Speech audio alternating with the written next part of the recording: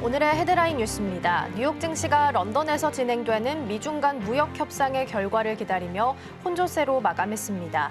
특히 트럼프 대통령의 중국은 쉽지 않다는 발언이 더해지며 투자자들의 경계심을 키우기도 했습니다. 다만 협상 기대감으로 필라델피아 반도체 지수는 1.96% 급등하며 마감했습니다. 애플의 연례 개발자 행사 WWDC 2025가 개막했지만 역대 가장 볼거리가 없다는 혹평이 나왔습니다. 업계는 최근 열린 구글 I/O 2025와 비교하며 아쉬움을 표했습니다. 블룸버그는 AI 전략을 내년에 본격화하겠다는 애플의 계획은 너무 느리다며 과감한 전략 변화가 필요하다고 지적했습니다. 기대에 못 미친 행사 영향으로 애플의 주가는 장중 1.4% 하락했습니다. 삼성전자 파운드리 사업의 시장 점유율이 역대 최저인 7%대를 기록했습니다. 대만 트렌드포스에 따르면 삼성전자 파운드리 매출 기준 점유율이 1분기에는 2위를 기록했지만 중국 SMIC와의 격차는 2%포인트 미만으로 좁혀졌습니다. 이는 트렌드포스가 관련 데이터를 집계하기 시작한 2021년 이후 가장 낮은 수치입니다. 9조 원 규모의 K2 전차 폴란드 2차 수출 계약 체결이 임박한 것으로 전해졌습니다. 정부 소식통에 따르면 K2 전차 180대를 공급하는 계약이 이달 하순 체결될 예정이며 약 60억 달러로 단일 방산 수출 계약 중 역대 최대입니다. 이번 계약은 이재명 정부 출범 이후 첫 대규모 방산 수출이 될 전망입니다. 시청자 여러분 안녕하세요. 여러분의 성공 투자를 응원합니다. 출발 증시와이드 1부 시작합니다. 진행의 이가은입니다. 뉴욕 증시는 어제 혼조세로 마무리를 지었습니다. 미중 정상회담이 런던에서 시작이 됐는데요. 첫날에는 뚜렷한 성과는 없었습니다. 다만 러트닉 상무장관이 참석한 것으로 볼 때는 반도체 수출 통제에 대한 논의가 이루어질 것으로 예상된다라는 부분 체크하시면 좋겠고요. 2차 같은 경우에는 오늘 오후 6시에 우리 시간으로 오늘 오후 6시에 시작될 예정이니까 참고하시면 좋겠습니다. 더불어서 어제 애플은 WWDC 개최에도 불구하고 1% 넘게 하락했습니다. 시리 업데이트가 빠져있다라는 부분에 투자자들은 좀 실망한 부분이 있었던 것 같고요. 댄 아이브스는 진전 없다, 재미없다라는 평가를 내놓기도 했습니다. 애플이 WWDC 개최에도 불구하고 이렇게 첫날 주가가 하락한 건 2013년 이후 처음 있는 일이라고 합니다. 다행히 마이크론은 어제 시세가 좀 괜찮았었는데 오늘 우리 시장에 어떤 영향을 줄지 잠시 후에 개장한 후에 함께 체크해 보도록 하겠습니다. 자, 그럼 먼저 오늘 저희가 준비한 코너부터 함께 소개해 드리도록 하겠습니다. 오늘 첫 번째 코너로는 빅애플 스탁 준비되어 있습니다. 최근 머스크와 트럼프의 설전 계속되고 있는 상황 속에서 다행히 어제는 살짝은 화해의 무드가 풍기기도 했는데요. 관련된 내용 잠시 후에 확인해 보겠고요. 두 번째 코너로는 넥스트 트레이딩 준비되어 있습니다. 특히나 어제 정규장에서 카카오의 상승세가 눈에 띄었습니다. 카카오가 어제 장기 이평선도 뚫었고 길게 있었던 박스권 상단도 뚫어내는 모습이었는데요. 그룹주 전반에 훈풍을 줬었는데 애프터마켓에서는 어땠었는지 잠시 후에 함께 체크해 보도록 하겠습니다. 자, 그럼 출발 증시와이드 1부 본격적으로 출발해 보도록 하겠습니다.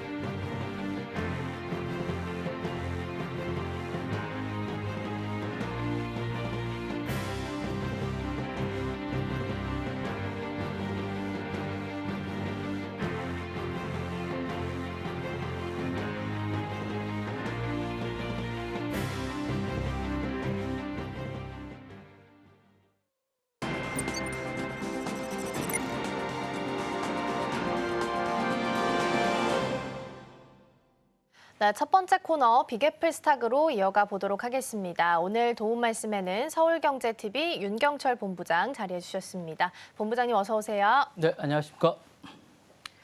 네, 오늘도 6가지 경제 키워드 준비되어 있고요. 먼저 첫 번째부터 화면을 통해서 만나보도록 하겠습니다. 네, 오늘의 첫 번째 키워드 XAI 50억 달러 투자 살펴보도록 하겠습니다. 이전에도 살짝 언급했던 내용이긴 한데요. 미국 월가에서 머스크 인공지능 스타트업인 XAI 새로운 자금 조달에 나섰다라는 소식입니다. 최근에 모건 스탠리가 투자자들을 직접 소집하면서 50억 달러 규모의 대출 판매를 추진하기 위한 설명회도 함께 열었다라고 하는데요. 50억 달러 투자랑 관련된 내용 먼저 짚어볼까요? 예, 이게 이제 사실은 이제 그 투자에 대해서 부정적인 영향이 있지 않을까라는 이제 평가가 나오고 있습니다. 사이가 좋지 않으면서 이제 이런 이야기가 나오고 있는데 말씀하셨던 대로 이제 어제 당시 이제 갑자기 사이가 갑자기 또 좋아졌다라고 이야기하면서 이제 갈등 완화 신호가 전해지면서 월가 반응이 이제 즉각적으로 나타났습니다. 테슬라 주가가 이제 이날 장 마감 무렵에 4.6% 정도 상승하면서 하루 만에 이제 급락했던 손실 일부가 만회됐습니다. 전문가들은 이제 트럼프 대통령의 유화 제스처가 시장 심리에 안정적으로 이제 작용한 것이라고 이제 분석하고 있고요. 물론 이제 갈등의 불씨가 여전히 남아 있습니다. 트럼프 대통령은 머스크가 연락하고 싶어 할 것이라고 이제 대화를 시사했지만 아직 전화를 받는지는 모른다라고 이제 이야기를 했고 갈등이 완전히 이제 해소된 것이 아님을 시사했습니다. 무엇보다 이제 두 인물이 미국 정치와 산업계를 동시에 이제 어쨌든 움직일 수 있는 상징적 존재인 만큼 두 사람의 행보가 여전히 전기차 산업뿐만 아니라 우주 산업이라든가 규제 정책이라든가 여러 가지 이제 파급력을 가질 수 있지 않을까라고 생각할 수 있고요. 이게 단순히 이제 불화뿐만 아니라 개인적인 감정과 여러 가지 복합적이 있다라는 점에서 이제 여러 가지로 이제 주목을 받고 있습니다. 그리고 자신이 이제 말씀하셨던 대로 자기가 이제 모델 S를 버리지 않았다라고 이야기를 하고 있고 상징적인 얘기를 계속 많이 하고 있습니다. 그리고 이제 서비스인 스타링크는 훌륭한 서비스라고 이야기를 했습니다. 염두에 두고 있으면서 전화를 하라고 하는 거 아닌가라는 생각도 좀 있습니다. 그러면서 이제 시사하는 건 좀 많이 있습니다. 이런 뭐 여러 가지 이제 협상이라든가 이런 게 있는 게 여러 가지 시사하는 게 좀 많은데 이건 이런 것 같아요. 정치적 리스크가 기업 가치와 이제 자금 조달에 직접적인 영향을 미친다라고 이야기할 수 있을 것 같습니다. 그래서 머스크와 트럼프 대통령의 이제 공개적 갈등이 XAI의 대출 협상이라든가 이제 테슬라랑 스페이스X의 주요 기업의 주가의 부채 가격에 즉각적인 영향을 미쳤습니다라고 이제 이야기를 할 수 있을 것 같고요. 정책적인 어쨌든 불확실성이 투자자 심리에 어쨌든 악화를 시키고 자금 조달 이자율이죠. 이제 상승 또는 어쨌든 자금 유치 지연에 대해서 어쨌든 금융 리스크로 이어지고 있습니다. 그리고 이제 두 번째로는 정부 지원 및 계약 의존도가 높은 기업이라고 할 수 있죠. 어쨌든 테슬라라든가 이런 기업들이 정치적 변수에 취약하다라고 할 수 있고 특히 XAI 같은 경우에 자금 조달이라든가 이렇게 정부의 어떤 많은 지원을 갖고 있는 이런 기업들이라는 건 어쨌든 크게 의존하고 있어서 정부의 정책 변화라든가 지도자의 태도 변화에 따라 사업 정량이 크게 좌우될 수 있습니다. 그래서 이런 부분에 취약하기 때문에 이런 거에 어쨌든 크게 영향을 받습니다. 그래서 투자자들은 리스크 관리에 대해 더 민감하게 반응을 합니다. 그래서 최근 몇 년간 어쨌든 머스크의 기업들은 투자자들에게 크게 높은 성장성과 어쨌든 혁신성에 어필해왔습니다. 그래서 정치적 리스크에게 부각을 되고 있기 때문에 어쨌든 투자자들은 더 큰 수익률인 요구라든가 어떤 투자 철회 등으로 리스크 관리에 경향을 강화되고 있습니다. 그래서 기업의 신뢰와 어쨌든 리더십의 중요성이 제약이 되었다고 볼 수 있기 때문에 결론적으로 머스크와 트럼프의 갈등은 어쨌든 단순한 어떤 언론 이슈를 넘어서 XAI에 대한 어떤 자금 조달이라든가 테슬라의 어쨌든 스페이스X의 사업 전망이라든가 그리고 투자자들의 어떤 실질적 영향을 미치고 있기 때문에 이는 어쨌든 정치적 리스크가 글로벌 기업의 금융이라든가 사업 전략에 미치는 극명하게 보여준 사례가 아닌가라고 할 수 있을 것 같습니다. 네. 그렇죠. 이 두 사람 사이의 관계에 따라서 머스크가 운영하고 있는 기업들의 주가에도 영향을 줄 수밖에 없기 때문에 꼭 체크를 하셔야 될 것 같고요. 또 스페이스X를 대신할 기업을 찾는다라는 소문이 좀 돌았었는데 또 어제 보니까 아니다라는 이야기가 나오면서 로켓랩 같은 종목들은 어제 윗꼬리가 굉장히 길게 달리면서 마무리 짓기도 했습니다. 트럼프 대통령의 이런 정부 지원 삭감, 위협 같은 게 사실 XAI를 비롯한 다른 기업들에게 미래 자금 조달에 있어서도 상당히 좀 부정적인 영향을 줄 것 같거든요. 맞습니다. 실질적으로 이제 부정적인 영향을 미칠 수 있다라고 볼 수 있을 것 같고 모건 스탠리를 비롯한 뭐 투자은행이라든가 투자자들은 두 사람의 갈등이 심화되면서 XAI의 50억 달러 규모의 어쨌든 대출 계획에 대해서 불확실성이 커졌다라고 하면서 우려하고 있습니다. 그래서 주요 영향은 뭐 많은 영향이 있을 것 같은데 일단은 투자자들의 심리 악화와 금리 상승 압력이 있을 것 같습니다. 투자자들은 정치적인 어떤 불확실성과 머스크의 사업 전반에 대한 정부 지원 축소 가능성에 대해서 민감하게 반응을 하고 있습니다. 이로 인해서 XEI의 대출 채권에 대한 더 높은 금리와 할인이라고 할 수 있죠. 액면 이하의 어떤 가격 요구 등에 대해서 불리한 조건을 요구할 수 있습니다. 두 번째로는 정부 계약 및 지원 중단에 대한 위협이 있습니다. 그래서 트럼프 대통령이 머스크가 운영하는 기업들에 지금 화해 제스처를 하고 있지만 연방 정부에 대해서 언제든지 보조금 해지에 대한 거라든가 공개적으로 시사하면서 XAI를 포함한 머스크 사업 전반에 대한 신뢰도를 하락하고 있기 때문에 이에 대해서 철회를 할 수 있다라면 수십억 달러의 어쨌든 공개적으로 어쨌든 이런 부분에 대해서 계약 해지를 하는 손해를 많이 볼 수 있습니다. 그렇게 되면 어떤 기업 가치가 하락하기 때문에 이에 대해서 어쨌든 성장에 대한 전략 차질이 있을 수 있음을 의미하고 있습니다.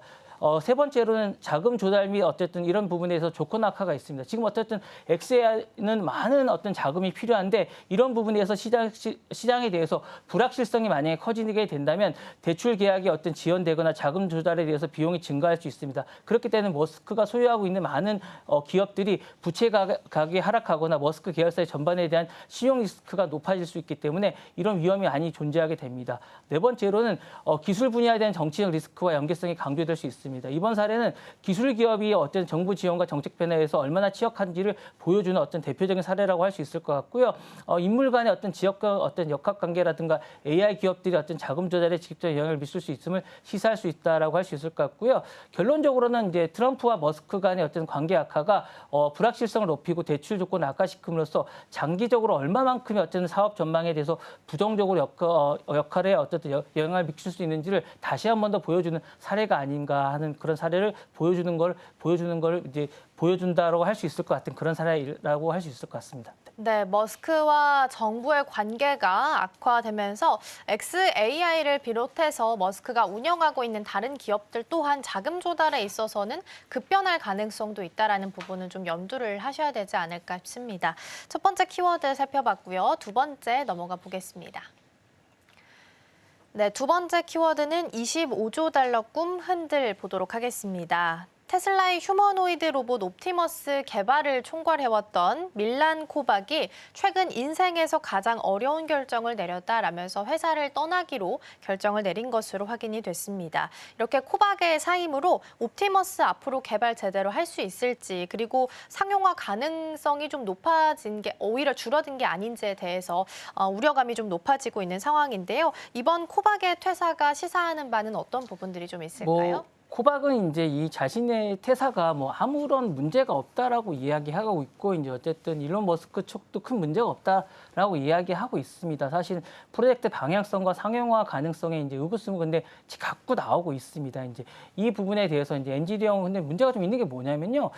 사실은 코박은 2016년부터 이제 테슬라에 근무하면서 오토파일럿의 어쨌든 소프트웨어의 엔지니어를 이끌어왔고 2022년부터 이제 어쨌든 옵티머스 프로젝트를 총괄해 왔습니다. 이게 사실 좀 문제가 있는 게 아닌가라고 생각이 드는 게 이런 가지가 있고요. 사실은 옵티머스 개발의 방향성과 상용화의 어쨌든 전반적인 것을 이끌어왔다는 게 좀 문제가 있는 것 같고 최근에는 위 로봇 행사에서 로봇의 어쨌든 부분적으로 사람이 원격 조종을 받아왔다는 사실이 드러났고요. 과대 마케팅의 논란에 휩싸이기도 했습니다. 당시 코박이 이제 문제가 되는 건 행사 직후에 소셜 미디어에서 이제 로봇의 어느 정도의 인간의 도움을 받았다라는 부분을 인정한 바 있습니다. 그래서 이제 코박의 퇴사는 테슬라에서 이미 힘겨운 한 주를 더욱 어렵게 만드는 부분이 아닌가라는 생각이 있다라고 할 수 있을 것 같은 생각이 좀 들고요. 이게 약간 프로젝트 리더십과 방향성에 대한 불확실성이 좀 있다라는 생각이 좀 들어요. 그래서 코박은 옵티머스의 어쨌든 개발의 핵심 인물로 그의 이탈은 어쨌든 프로젝트의 연속성과 기술성의 방향성에 대한 영향에 미칠 수 있다라고 생각이 듭니다. 그래서 테슬라는 그의 후임으로 어쨌든 오토파일럿의 아쇼크 엘루마스 와임이라는 어떤 분을 또 임명을 했고요. 그 부분에 이제 추진력에 대한 우려가 계속 나오고 있습니다. 그리고 이제 기술의 신뢰성과 투자에 대한 심리성이 악화가 되고 있습니다. 이 부분에 대해서 계속 어쨌든 이 부분 FSD와도 연결이 돼 있거든요. 이 부분에 대한 심리가 악화되지 않을까라는 생각이 들고요. 계속 내부 인재가 나가고 있어요. 왜냐하면 이 부분에 대해서 악화가 되고 있다는 생각이 들고 코박은 테슬라 내부에서 성장에 대한 최고의 리더입니다. 그래서 이 부분에 대해서 이탈에 대한 우려가 있고 정치적 외부 환경에 대한 변화도 계속 연계가 된 불안감이 증폭되고 있기 때문에 결론적으로 얘기를 드리면 코박의 퇴사는 옵티머스 프로젝트에 대한 리더십 공백과 신뢰 회복에 대한 과제가 직면해 있는 게 아닌가라는 생각이 듭니다. 네. 네, 코박의 퇴사에 대한 의미에 대해서 일단 점검을 좀 해보고 있습니다. 그런데 코박이 이탈을 하게 된다면 사실상 기존에 가지고 있었던 테슬라의 옵티머스 로봇에 대한 그 전략이나 방향 이런 부분에 있어서도 변화가 생길 수밖에 없을 것 같기는 하거든요. 왜냐하면 지금 좀 여러 가지로 자율주행이라든가 어쨌든 리더십이라는 전문성에 대해서 지금 사실은 테슬라가 어쨌든 많은 부분에서 좀 뒤져 있습니다. 그러니까 이 부분에서 빨리 가야겠다는 생각이 좀 많기 때문에 이 부분에 대해서 너무나 많은 부분이 좀 테슬라나 이 부분에 대해서 회사의 인간형 로봇에서 몇 가지 중요한 의미를 많이 갖고 있습니다. 왜냐하면 리더십과 기술력의 정밀한 격차가 많이 있기 때문에 이 부분을 어떻게 가야 되는 부분이 많은데 이 부분에 대해서 야심찬 비전에 맞춰서 중추적 역할을 해왔는데 이 부분에서 어쨌든 기술적에 대한 실수의 위험을 증가시킬 수 있지 않을까라는 우려가 첫 번째로 있고요. 두 번째로는 프로젝트 불확실성과 투자라는 회의가 좀 있습니다. 그러니까 갑작스러운 리더십의 교체는 테슬라 휴머노이드 사업에 대한 불확실성을 더 높일 수 있지 않을까라는 생각이 듭니다. 머스크는 사실 이를 이제 회사의 미래에 대한 핵심이라고 거듭 강조해왔습니다. 근데 테슬라가 사실 옵티머스의 공격적인 생산 목표와 시장 가치에 대한 달성을 할 수 있지에 대한 회의적인 게 또 더 높아지지 않을까라는 생각이 들어요. 사실 특히 과거에 로봇 성능과 시연에서 원격 조직에 대한 논란이 계속 있었는데 이 부분에 대해서 코박의 사임은 이러한 우려를 더 높이지 않을까라는 생각이 들어서 사실 또 코박의 후임이 이걸 해낼 수 있을까라는 생각이 듭니다. 그리고 세 번째는 인재 유출이 계속된다는 점이 있습니다. 사실 걱정하지 말라고는 계속하지만 인재가 계속 떠나는 건 사실 유일한 엔지니어링이 계속 있는데 계속 엔지니어링이 바뀐다는 건 연속성에 대한 의문이 계속 있지 않을까라는 생각이 들어서 이 부분에 대해서 사실 어려움이 있는 게 아닌가라는 생각이 들어서 우려가 계속 있고요.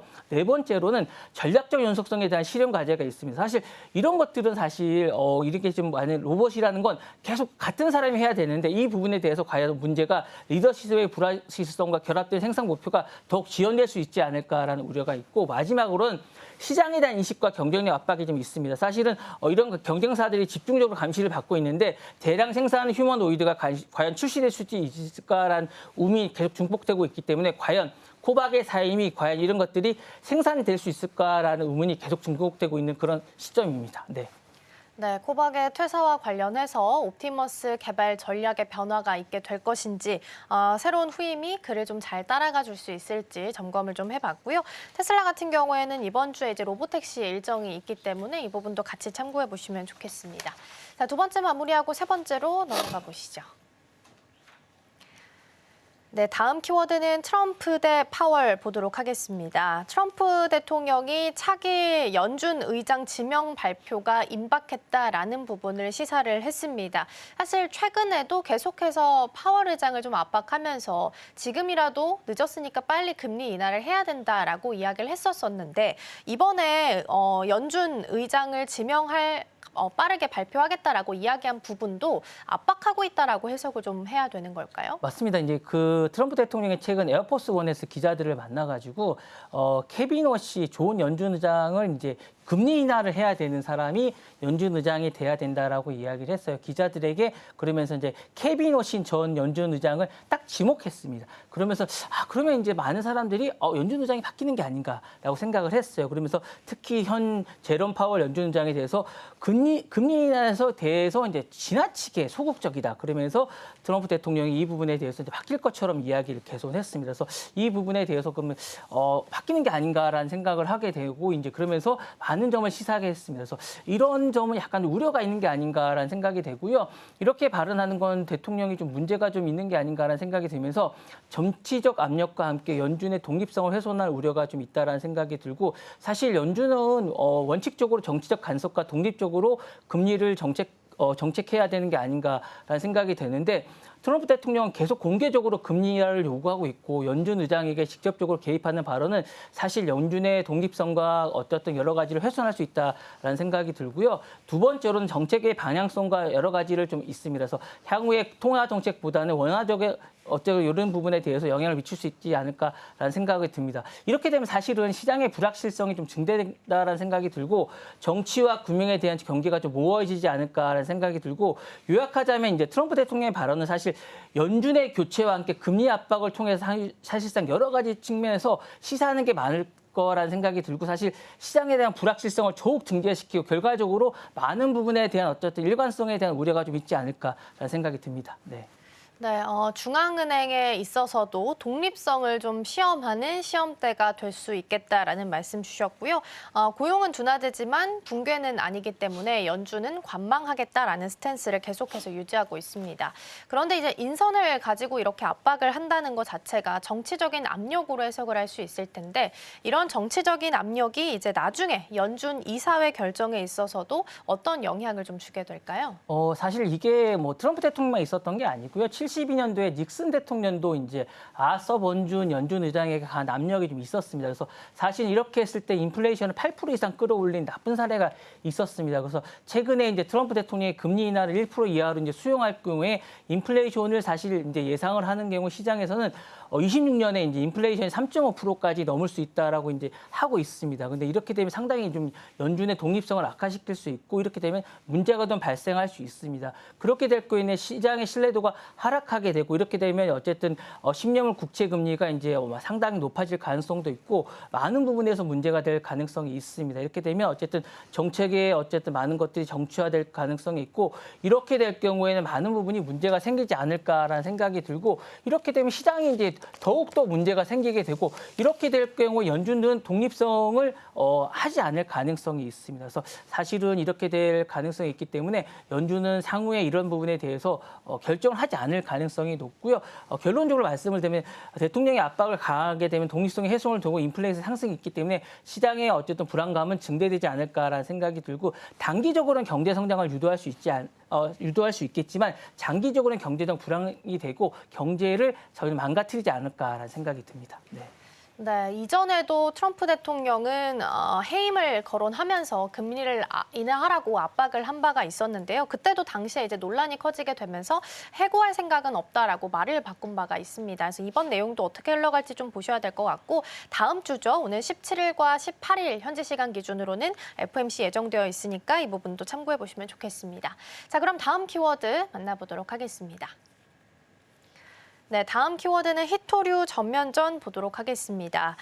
오프닝에서 말씀드렸던 것처럼 이제 미중 정상회담이 첫날 이제 런던에서 개최가 됐고요. 첫날 성과는 뚜렷하게 나오진 않았었는데 이제 이 이야기가 나오기 전에 중국 쪽에서 미국과 고위급 협상을 앞둔 상황 속에서 제한적으로 히토류 일부 품목에 대해서 수출을 허용하는 모습을 보였습니다. 이번 조치는 어떻게 해석을 좀 해볼 수 있을까요? 지금 협상을 중인 걸로 제가 알고 있는데 만만치가 않은 것 같아요. 지금 뭐 이제 제한적으로 하는 것 같으면서도 풀어주는 것 같으면서도 상무부가 이제 이 부분에 대해서 승인을 발표하고 있다라고 하면서도 부분적으로 또 하지 않고 있다라고 얘기하고 있는데 정말 만만치가 않은 것 같습니다. 이 부분에 대해서 유화제처를 보이는 것 동시에 또 뭐 히토리는 무기가 아니라 글로벌 공급망에 기여하고 있다라고 얘기하면서도 만만치가 않습니다. 그러면서 이제 여러 가지가 이야기하고 있는데 이 부분에 대해서 이제 되게 힘든 것 같습니다. 트럼프 대통령도 만만치가 않다라고 이야기하는 거 보니까 정말 힘든 것 같은데 이 조치는 여러 가지 의미가 좀 있는 것 같아요. 협상용 레버리지 및 유화 제스처인 거는 분명한 것 같습니다. 이제 중국은 히토리를 수출 규제를 통해서 미국을 비롯한 이제 주요 국가에 대한 첨단용 공급망에 영향을 미칠 수 있는 강력한 협상 카드라고 생각하는 것 같습니다. 그래서 이번에는 부분적으로 수출 허용은 협상 테이블에 유연한 입장을 보여줌을 동시에 자신들이 어쨌든 주도권을 쥐고 있다라고 생각을 하면서 이 카드를 보여주는 게 아닌가라는 생각을 하고 있는 것 같고요. 글로벌 공급망의 안정성을 강조하고 있는 것 같습니다. 그래서 이제 수출 규제에 대한 보복이나 공급망의 무기가 아니라 합법적이면서 관행에 대한 걸 강조하면서 이 부분에 대해서 자신들의 의도를 하고 있는 것 같고요. 국가 안보와 산업에 대한 명분을 확보하고 있고 다만 실질적인 공급망의 안정성 여전히 불확실성하다라고 이야기를 하고 있는 것 같습니다. 그래서 이 부분에 대해서 어쨌든 전체적으로 절차를 복잡하고 속도는 느리지만 이 부분 남아 있습니다. 다만 수입국은 중국에 대한 의존을 낮추기 위해서 서두르고 있다라고 얘기를 하고 있고 결론적으로는 중국의 이번 조치는 미중 협상에서 유화 제출을 보인 도시에 휘토류가 전략적인 자원을 활용해서 협상력을 높이는 전략적 선택이 아닌가라는 생각이 들고 그러나 이제 공급망의 안정성 신뢰력을 위해서는 보다 일관되고 투명한 정책이 필요하다는 평가가 나오고 있다라고 말씀드리고 싶습니다. 네, 중국과 미국 사이에 이제 무역 갈등이 있을 때마다 중국이 쥐고 있는 카드가 휘토류기도 하죠. 그리고 이번에 무역 협상을 앞둔 상황 속에서 자동차 업계에서도 휘토류 수출을 좀 제한을 풀어달라고 이야기했고 중국도 여기에 일단은 화답을 한 것으로 보입니다. 자세한 내용이 공개되진 않았지만 기간 중에서 일부 기업과는 최대 6개월 동안 수출을 허용해준다라는 내용도 있기도 했었습니다. 자, 그럼 이번 수출 허용 조치가 미중 협상에 있어서 저는 어떤 메시지를 좀 담고 있다라고 해석을 할 수 있을까요? 협상력 레버리지를 일단 유지하는 것 같아요. 휘토류는 중국이 세계 생산의 70%를 어쨌든 점유하는 전략적 자원입니다. 중국은 이제 수출을 완전히 막지 않고 일부만 허용함으로써 이제 미국이 말씀하신 저 자동차라든가 전자라든가 주요 산업의 휘토류에 대한 의존도를 인식하게 함으로써 협상에 유리한 고지를 차지하는 의도를 보여줍니다. 그래서 이거를 일단 유지하는 것 같고요.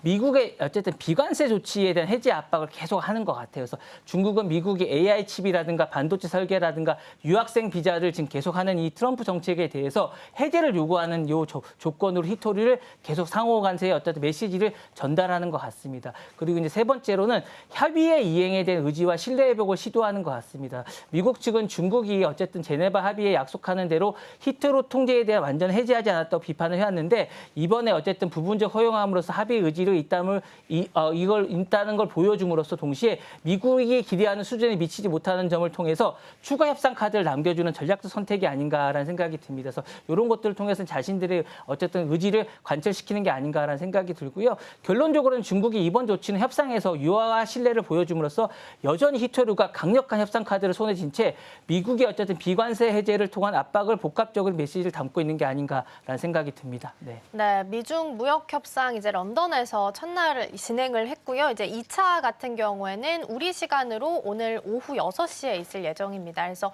오늘 저녁에 나오는 추가적인 뉴스들 함께 확인해 보시면 좋지 않을까 싶습니다. 자, 그럼 5번째 키워드 넘어가 보겠습니다.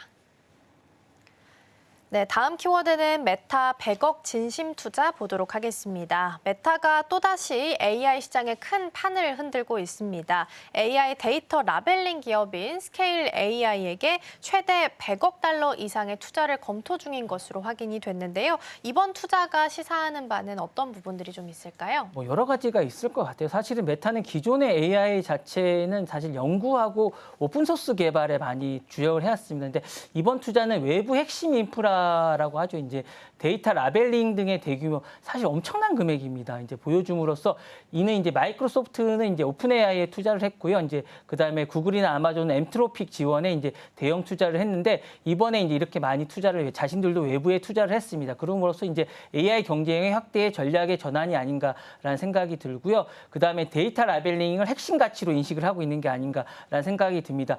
스케일링 AI는 AI 모델의 학습의 필수적인 데이터 라벨링이 어쨌든 많은 기술을 가지고 있는 기업입니다. 그래서 이런 게 이제 어쨌든 데이터 라벨링의 메타는 투자를 함으로써 이 부분에 대해서 모델 성능의 많은 부분에서 자신들의 기대를 하고 있는 게 아닌가라는 생각이 들고 이 부분에 아쉬웠던 부분을 보완하려는 전략으로 이제 자신의 선택을 전략적 선택으로 이제 필요로 이제 생각을 듭니다. 그래서 이제 AI 인프라의 생태계의 주도권을 강화하는 게 아닌가라는 생각이 듭니다. 그래서 메타는 이미 이제 대규모 데이터 센터와 AI 하드웨어에 이미 많은 부분을 가지고 있습니다. 그래서 예를 들면 35만 개의 엔비디아 H100 칩을 보유하고 있지만 AI 협력을 이제 스케일링 AI 협력을 통해서 이제 어쨌든 데이터 처리 효율성과 AI 모델을 한층 높일 수 있게 됐는데 이는 어쨌든 메타가 AI 생태계 주도권 강화를 통해서 이제 미래 혁신을 강화하려는 의도가 아닌가라는 생각이 듭니다. 그래서 세 번째로는 산업 전체에 미치는 파급 효과가 있지 않을까라는 생각이 들어서 이런 걸 통해서 이제 시장의 신뢰 확보와 미래 성장을 꿈꾸고 이런 부분을 통해서 향후에 이제 20억 달러 이상의 어쨌든 매출을 끌어올리겠다는 각오를 가지고 있습니다. 그래서 이런 것들을 통해서 향후에 자신들이 이제 어쨌든 MS와 이제 구글과 경쟁을 하겠다라는 의지를 다지는 게 아닌가라는 생각이 듭니다. 네, 일각에서 이제 과소 투자하는 것보다는 과대 투자하는 게 더 낫다라는 이야기들이 있었는데 메타가 그걸 잘 보여주는 대표적인 사례 기업이 아닐까라는 생각도 듭니다. 메타도 이번에 다시 한번 대규모 투자 결정이 나왔는데 AI 시장 경쟁에 있어서도 많은 변화를 가져오지 않을까 예상이 좀 되고 있습니다. 어떤 부분들을 좀 예상해 볼 수 있을까요? 뭐 이제 AI가 사실 미래의 먹거리다 보니까 AI 인프라의 데이터 경쟁이 심화하고 있는 듯한 느낌이 듭니다. 말씀하신 대로 뭐 과대 투자라는 이야기도 좀 있는데 메타는 이미 2025년 기준으로 한 650억 달러에 대한 인프라 투자를 하고 있고요. 구글, 마이크로소프트, 아마존 경쟁사들도 데이터 인프라에 엄청난 투자를 하고 있습니다. 그래서 이 부분에 대한 경쟁이 더욱 심화되고 있는 느낌이고요.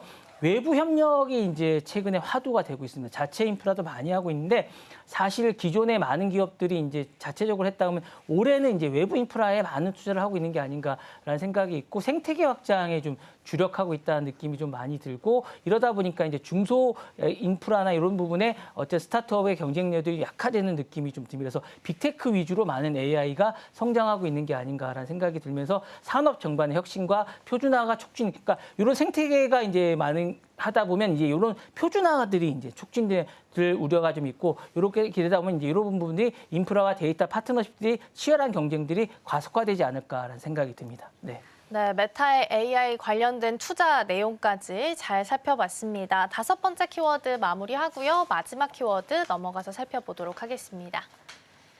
네, 마지막 키워드는 수학 천재를 이기는 AI 보도록 하겠습니다.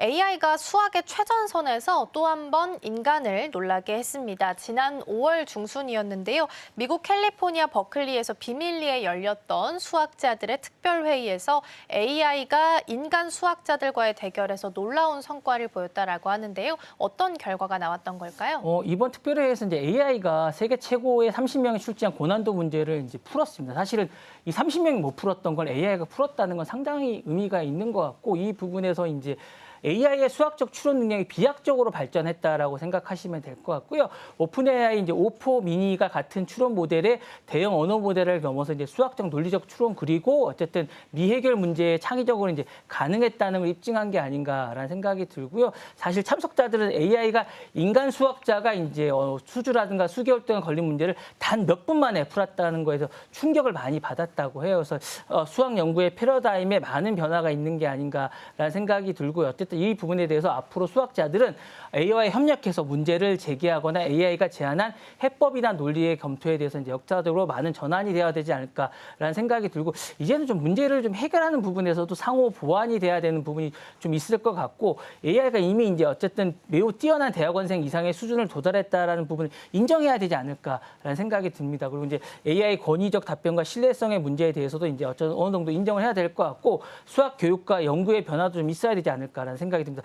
그전에는 이런 부분에서 대학교에서도 이제 이런 AI 문제에 대하거나 이런 부분에서 약간 기피하는 현상이 좀 있었거든요. 그러니까 이런 부분도 이제 좀 변화가 좀 있어야 되지 않을까라는 생각이 들고 이번 결과는 AI가 어쨌든 최전선에서 인간 전문가에 대한 부분에 대해서 도달했음을 보여주는 거기 때문에 이 부분에서도 이제 어쨌든 핵심 변화가 좀 있지 않을까라는 생각이 듭니다. 네.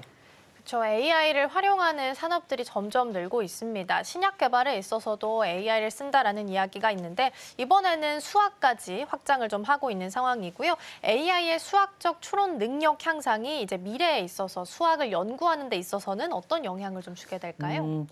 제가 볼 때는 연구 방법력에 근본적인 변화가 좀 있을 것 같아요. 그러니까 실험적 수학이라든가 형식적 증명 방법이라든가 이런 부분에서 변화가 좀 있을 것 같습니다. 앞으로 논문 쓰실 때도 많이 변화가 좀 있을 것 같아요. 그래서 사실 챗GPT를 지금 이번엔 이용한 건데 뭐 퍼플렉시스라든가 뭐 엔트로피라든가 이런 부분에서도 많은 변화가 좀 있을 것 같고요. 그다음에 인간과 AI의 협력 생태계가 좀 있을 것 같습니다. 물론 AI가 다 정확한 건 아니기 때문에 많은 변화하고 연구 발전도 이제 인간도 같이 발전 많이 하실 것 같아요. 그래서 패턴 발견의 추측 생성이라든가 분야 간의 지식 통합도 많이 있을 것 같습니다. 그동안은 AI가 어쨌든 대수학이라든가 기하학이나 조합론이나 이런 부분에서 많이 어쨌든 고민했던 부분도 많이 해결해 줄 거기 때문에 이쪽으로 많은 엄청난 많은 발전이 있을 것 같고 그다음에 어쨌든 많은 어떤 학문 간의 통합 학문 간의 이런 부분도 서로 통합적으로 많이 교류가 있지 않을까라는 생각이 있습니다. 그래서 서로 별개 간에 있었던 연결고리도 많이 연구가 되지 않을까라는 생각이 있어서 저는 이 부분이 정말로 많이 의미가 있지 않을까라는 생각이 듭니다. 그리고 세 번째는 교육 및 접근의 혁신도 있을 것 같아요. 그리고 지인 간의 장벽도 완화되지 않을까라는 생각이 있어서 정말 의미가 있을 것 같은 생각이 들고요.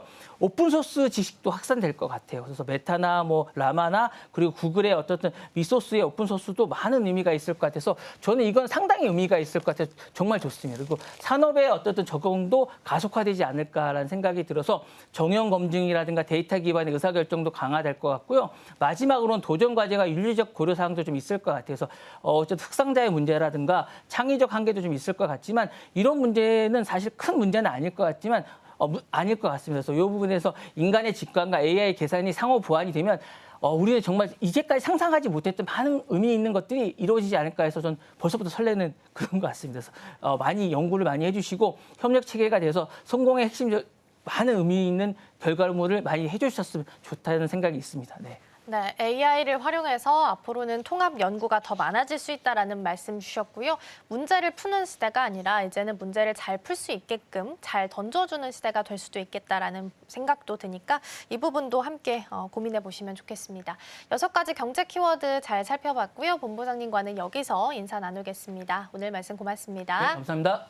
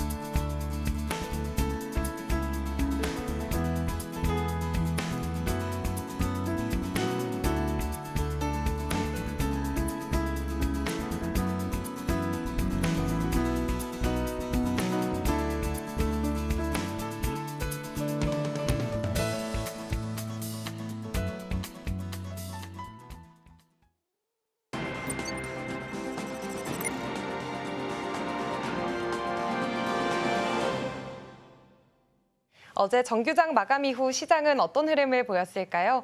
애프터마켓에서 유독 눈에 띄었던 종목들, 오늘 장에 어떤 힌트를 줄 수 있을지 함께 살펴보시죠. 먼저 어제 애프터마켓에서 상승률 상위 종목들 살펴보겠습니다. LS 마린솔루션이 29.83% 거의 상한가 기록하면서 1위를 차지했고요. 그다음 2위로는 NHN KCP가 26%의 상승세를 나타냈습니다. 그리고 3위부터 5위까지 네페스, 카카오뱅크, 사조산업은 20% 넘는 그런 강세를 보이면서 애프터마켓에서의 흐름을 보여줬는데요. 다음으로는 하락률 상위도 함께 살펴보겠습니다.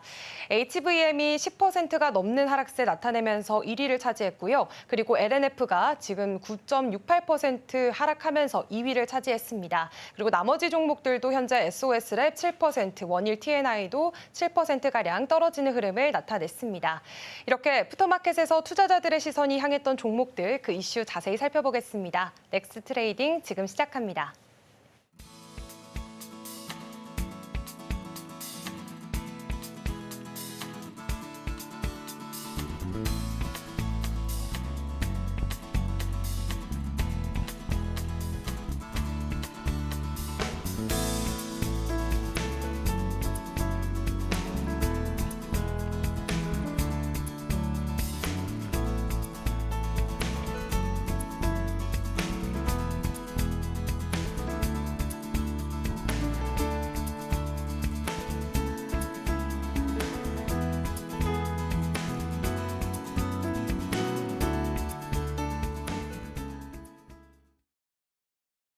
네, 넥스트 트레이딩 시작하도록 하겠습니다. 어제 애프터마켓에서 움직였던 종목들 하나씩 살펴볼 텐데요. 먼저 카카오뱅크입니다. 사실 어제 정규장에서 카카오 그룹주들의 흐름이 굉장히 좋았습니다. 일단 장기 평선, 박스권 모두 다 뚫어낸 상황이었고 기관 수급도 많이 들어오는 모습이었습니다. 그러다 보니까 수급 전반적으로 그룹주에게 훈풍을 줬었고요. 특히나 카카오뱅크가 애프터마켓에서 21% 급등세를 시현을 했습니다.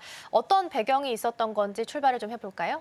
네, 사실 카카오뱅크의 급등은 단순한 단기 이슈라기보다는 정책 기대감과 기업 자체의 밸류업 전략이 동시에 작용한 결과라고 볼 수가 있습니다.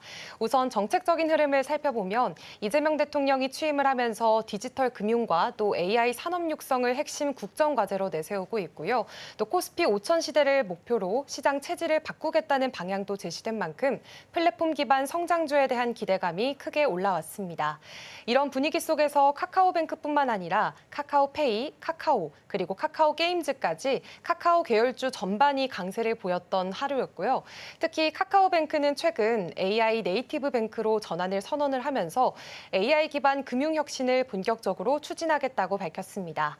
이렇게 카카오가 오픈 AI와 함께 준비 중인 한국형 슈퍼 에이전트 플랫폼에 발맞춰서 맞춤형 금융 서비스도 함께 내놓을 예정이고요. 정리해보자면 정책 수혜주이자 AI 관련주 그리고 성장주라는 이 세 가지 테마가 겹치면서 카카오뱅크가 이 상승 흐름의 중심에 섰다고 볼 수가 있겠습니다. 네, 이재명 대통령이 이제 대선 공약으로 내세웠던 것 중에 하나가 코스피 5천 시대였는데 사실 이제 어느덧 벌써 3천을 앞두고 있는 상황이다 보니까 기대감이 더 커지고 있습니다. 그래서 실제로 증권이나 지주사 또 은행 보험까지도 전반적인 흐름을 같이 좀 받아가고 있는 모습인데요. 또 하나 눈길을 끄는 부분을 좀 보자면 코리아 디스카운트 해소 측면에서 봤을 때 이제 밸류업 같은 전략들도 챙겨보면 좋을 것 같아요. 카카오뱅크의 밸류업 전략도 있을까요? 네, 사실 이 부분도 굉장히 중요한데요. 이 카카오뱅크는 최근 인터넷 전문 은행 중에서는 유일하게 밸류업 전략을 구체적으로 발표를 했습니다. 단순한 수치 나열이 아니라 명확한 로드맵을 제시했다는 점에서 시장이 긍정적으로 받아들이고 있는 분위기입니다. 우선 2027년까지 자산 100조 원, 그리고 고객 3천만 명, 수수료와 플랫폼 수익을 매년 20%씩 키우겠다는 목표를 세웠고요. 2030년까지는 ROE를 지금의 8.5%에서 15%까지 끌어올리겠다고 밝혔습니다. 실적도 뒷받침되고 있는데요. 1분기 수신잔액은 사상 처음 60조 원을 넘어섰고 총 자산도 68조 원, 고객 수도 2,500만 명을 돌파했습니다. 특히 플랫폼 수익이 전년 대비해서 9% 가까이 증가했고요. 예적금 위주였던 포트폴리오를 개인 사업자 대출이나 중금리 대출로 확대하고 있다는 점도 시장에서는 긍정적으로 평가받고 있습니다. 지금 시장은 단기 실적보다는 뚜렷한 성장 전략과 디지털 금융 중심의 방향성에 카카오뱅크에 주목을 하고 있습니다. 네, 어제 말씀드린 것처럼 카카오 그룹주가 전반적으로 흐름이 좋았고요. 페이 같은 경우에는 이 지역 화폐나 STO 관련주로 또 묶이게 되면서 어제 상한가 터치도 나왔습니다. 카카오뱅크도 같이 본다면 사실 이제 추가적인 상승이 정규장에서도 이어갈 수 있을지 그리고 이 수급이 쭉 유지될 수 있을지도 궁금하실 것 같거든요. 네, 사실 카카오뱅크는 작년까지만 해도 PBR이 1배 수준에 그치면서 소외된 플랫폼주로 분류가 됐었습니다. 이번에는 주가가 오르면서 PBR이 2.1배까지 회복이 되긴 했지만 상장 당시 받았던 7배 수준과 비교하면 아직은 갈 길이 좀 남았다라는 평가도 나오고 있는 상황입니다. 하지만 또 하나 주목할 부분은 해외 사업인데요. 카카오뱅크는 인도네시아에서 운영 중인 슈퍼뱅크가 1분기 처음으로 흑자를 냈고요. 태국 진출도 코앞까지 와 있습니다. 태국 정부가 오는 19일 디지털 은행 사업자 리스트를 발표하는데 카카오뱅크가 포함된 컨소시엄이 유력하다는 관측이 나오고 있습니다. 물론 앞으로 정책 방향이나 글로벌 금리 흐름 같은 외부 변수는 계속 지켜봐야겠지만요. 지금처럼 실적과 정책 모멘텀이 함께 움직이는 종목은 흔치 않다라는 점에서 시장에서는 당분간 꾸준한 관심이 이어질 거라는 전망이 나옵니다. 네, 카카오뱅크가 추세적으로 상승으로 좀 전환될 수 있을지 체크해 보시면 좋겠고요. 오늘 넥스트레이드 기준으로 지금 8시 41분 기준으로는 5.3% 상승불 켜져 있다라는 부분 짚어드리겠습니다.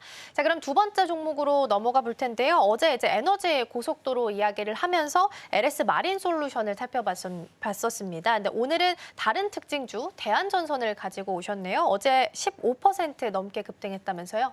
네, 사실 이 전선업계 전체가 지금 정부 정책에 대한 기대감 속에서 뜨겁게 주목을 받고 있는 상황입니다. 특히 어제 같은 경우에는 LS 마린 솔루션이 급등을 하면서 관련 테마로 대한전선까지 투자자들의 관심이 확산된 흐름이라고 볼 수가 있겠는데요. 핵심은 바로 정부가 추진 중인 에너지 고속도로 구상에 있습니다.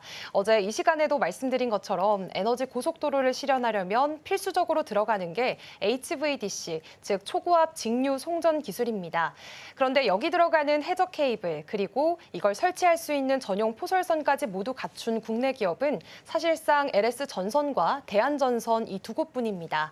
그러다 보니까 시장에서는 이번 정책 수혜가 두 기업이 함께 받아갈 수밖에 없다라는 기대감이 확산이 됐고요. 어제 애프터마켓에서도 대한전선이 강한 상승 흐름을 보인 배경이 됐습니다. 맞아요. 사실상 할 수 있는 기업이 LS전선 그리고 대한전선 두 곳밖에 없는데 LS전선은 상장을 안 했기 때문에 보통 이제 LS나 LS마린솔루션이 수혜를 받는 경향이 좀 있습니다. LS전선이 전선업계 1위로 잘 알려져 있는데 그럼에도 불구하고 오늘은 대한전선을 준비를 해주셨어요. 이유가 뭘까요? 네, 사실 LS전선은 전선업계의 좀 대표 주자인데요. 하지만 이번에는 대한전선도 꽤나 적극적으로 몸집 키우기에 나선 게 주목을 받았습니다. 바로 충남 당진 공장에 있는 버스덕트 생산 라인을 기존보다 3배 이상 증설했다는 소식인데요. 이 버스덕트는 대규모 전력을 안정적으로 공급해주는 핵심 장치입니다. 데이터 센터나 반도체 공장처럼 전력을 많이 쓰는 시설에 꼭 필요한 설비인데요. 설치 공간도 적게 차지하고 열이나 진동에도 강해서 최근 산업 현장에서 수요가 정말 빠르게 늘고 있습니다. 특히 요즘처럼 AI 열풍 속에서 데이터 센터 수요가 급증하는 흐름 속에서 이런 대한전선이 생산 능력을 한 발 앞서서 키웠다는 건 전력 인프라 시장에서 확실한 경쟁력을 확보하겠다는 신호로 해석이 되고 있습니다. 네, 기존보다 3배 증설을 했다라고 말씀 주셨는데 증설을 했다는 건 그만큼 수요가 또 확실하게 뒷받침돼주고 있다라는 걸 증명하고 있지 않나 싶습니다. 그러면 대한전선의 중장기적인 성장도 기대를 좀 해볼 수 있을까요? 네, 사실 시장에서는 이 대한전선을 두고 앞으로 더 커질 수 있는 기업이라고 얘기를 하고 있습니다. 초고압 전력 케이블을 자체 개발해서 국제 인증을 받았고요. 최근에는 미국 전시회에서 차세대 해저 케이블 시제품도 공개를 하면서 해외 시장 공략에 나섰습니다. 생산 능력도 계속해서 확장 중인데 이 기존 공장에 이어서 새 공장까지 계획을 하면서 더 정교한 케이블 생산이 가능해질 전망입니다. 또 바닷속에 전선을 깔 수 있는 전용 선박도 이미 보유를 하고 있어서 해상풍력이나 대형 프로젝트 대응력도 갖춘 상황입니다. 이런 기술과 인프라를 갖춘 기업이 요즘처럼 전력 수요가 폭발하는 시대에는 주목받을 수밖에 없다는 평가가 나오고 있습니다. 네, 이재명 대통령 시대가 열리고 나서 사실 신재생이나 에너지 고속도로 이쪽은 세론보다는 추가적인 상승을 이어가고 있습니다. 그래서 계속해서 시장 움직임 체크해 보시면 좋을 것 같고요. 넥스트 트레이드 기금 시간 기준으로 대한전선은 10% 넘는 상승률 현재 보이고 있는 상황입니다. 자, 그럼 다음 종목으로 이구산업 보겠습니다. 이 종목은 구리하면 가장 대표적인 관련주로 손꼽히는 종목 중에 하나인데 애프터마켓에서 5% 넘게 상승을 했습니다. 급등 배경부터 좀 살펴볼까요? 네, 사실 방금 말씀해 주신 것처럼 이구산업은 대표적인 구리 테마주입니다. 어제 오후에 하나의 보도가 나오면서 시장 반응이 즉각적으로 나타났는데요. AI, 전기차, 그리고 태양광 산업이 빠르게 확산되면서 구리 수요가 앞으로 구조적으로 계속 늘어날 거라는 분석이 나왔습니다. 여기에 한국광해광업공단 자료도 함께 언급이 됐습니다. 글로벌 구리 사용량이 지금보다 약 15% 가까이 늘어나서 2030년에는 3,100만 톤에 달할 거라는 전망이 나왔습니다. 특히 AI 데이터 센터나 전기차 배터리에는 고용량 전력이 필요한데요. 이 전력을 연결하고 흐르게 하는 핵심 소재가 바로 구리입니다. 이구산업은 구리, 황동, 인청동 같은 비철금속을 가공해서 전기전자 부품이나 자동차 부품, 그리고 전기차 배터리용 소재까지 공급을 하고 있습니다. 특히 배터리 안에서 전류가 흐르는 길 역할을 하는 버스바나 리드탭 같은 부품용 소재를 납품하고 있어서 이런 수요 증가가 곧바로 실적 기대감으로 이어질 수 있다는 평가가 나왔습니다. 네, 구리 값이 올라서 구리 관련주가 상승을 하는 건 좋지만 반대로 이 구리를 사용하는 기업들 입장에서는 사실 원가 부담이 커질 것 같아서 우려가 좀 되긴 하는데 어떨까요? 네, 사실 이런 걱정을 하시는 분들이 참 많으신데요. 이구산업은 구리를 그냥 사다가 팔아내는 그런 구조가 아니라 가공해서 파는 구조를 갖추고 있습니다. 즉 구리값이 올라도 손해를 보지 않도록 원가 연동 구조를 이미 잘 갖춰두고 있는데요. 실제로 평균적으로 보면 구리를 킬로그램 100g당 약 13,000원에 사서 가공해서 15,000원 정도에 판매를 합니다. 이렇게 평균 12% 정도의 마진을 안정적으로 확보하고 있다는 얘긴데요. 그리고 더 중요한 건 수요입니다. 지금처럼 AI 데이터 센터나 전기차, 태양광 산업이 빠르게 커지고 있는 상황 속에서 단가만 전가하는 게 아니라 공장 가동률도 올라가고 매출 규모도 훨씬 커질 수가 있습니다. 그래서 요즘 시장에서는 구리값 상승을 단순한 리스크보다는 오히려 실적 기대감으로 해석하고 있는 분위기입니다. 네, 구리가 대표적으로 쓰이고 있는 예를 들어 전기차는 좀 주춤한다 하더라도 데이터 센터나 또 태양광 산업에 있어서는 꼭 필요하기 때문에 이 부분에 있어서는 오히려 리스크보다는 실적 기대감으로 해석할 수 있겠다라는 말씀을 좀 주셨습니다. 그럼 그중에서도 유독 이구 산업이 좀 눈에 띄었던 이유는 어디 있을까요? 네, 이구 산업은 이 전체 매출의 95% 이상이 비철금속 그리고 특히나 구리 기반 제품에서 나오고 있습니다. 말 그대로 구리에 정말 집중된 기업이라고 볼 수가 있는데요. 게다가 회사 측도 이미 전기차 부품용 소재 설비를 더 늘릴 준비를 하고 있고요. 국내 주요 배터리 업체의 1차, 2차 벤더로 납품망도 잘 구축이 되어 있어서 산업 수요가 커질수록 실적에 바로 반영될 수 있는 구조입니다. 무엇보다 어제는 구리 수요가 앞으로 구조적으로 늘어날 거다라는 분석이 시장에 나오게 되면서 이구 산업의 비즈니스 모델이 그 흐름과 정확히 맞아떨어졌고요. 이런 타이밍이 겹치면서 애프터마켓에서도 투자자들의 반응이 강하게 나온 걸로 해석이 됩니다. 네, 일단 이구 산업 먼저 살펴봤는데요. 구리 관련주들은 워낙 또 시총이 작아서 변동성이 크기 때문에 단순한 테마로 작게 움직일 수 있다라는 부분도 함께 챙겨보시면 좋겠습니다.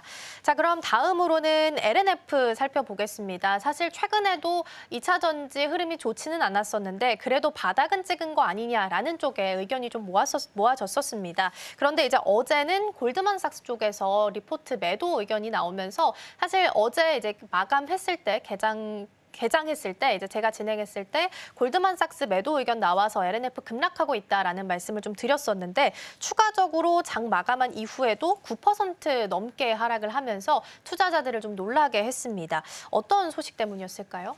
네, 사실 어제 LNF는 골드만삭스의 리포트 한 장에 시장이 출렁였는데요. 글로벌 투자은행인 골드만삭스가 LNF에 대한 투자 의견을 매도로 낮췄고요. 목표 주가도 기존 8만 원에서 절반 수준인 4만 원으로 확 낮춰 잡으면서 전일 종가보다도 30% 이상 낮은 수치가 나와버렸습니다. 이 소식에 투자 심리가 급격히 얼어붙은 건데요.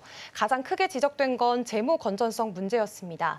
내년 말쯤에는 부채 비율이 370%를 넘길 거라는 전망이 나왔고 영업이익으로 이자조차 감당을 못한다는 이자 보상 배율 0.3이라는 수치까지 언급이 됐습니다.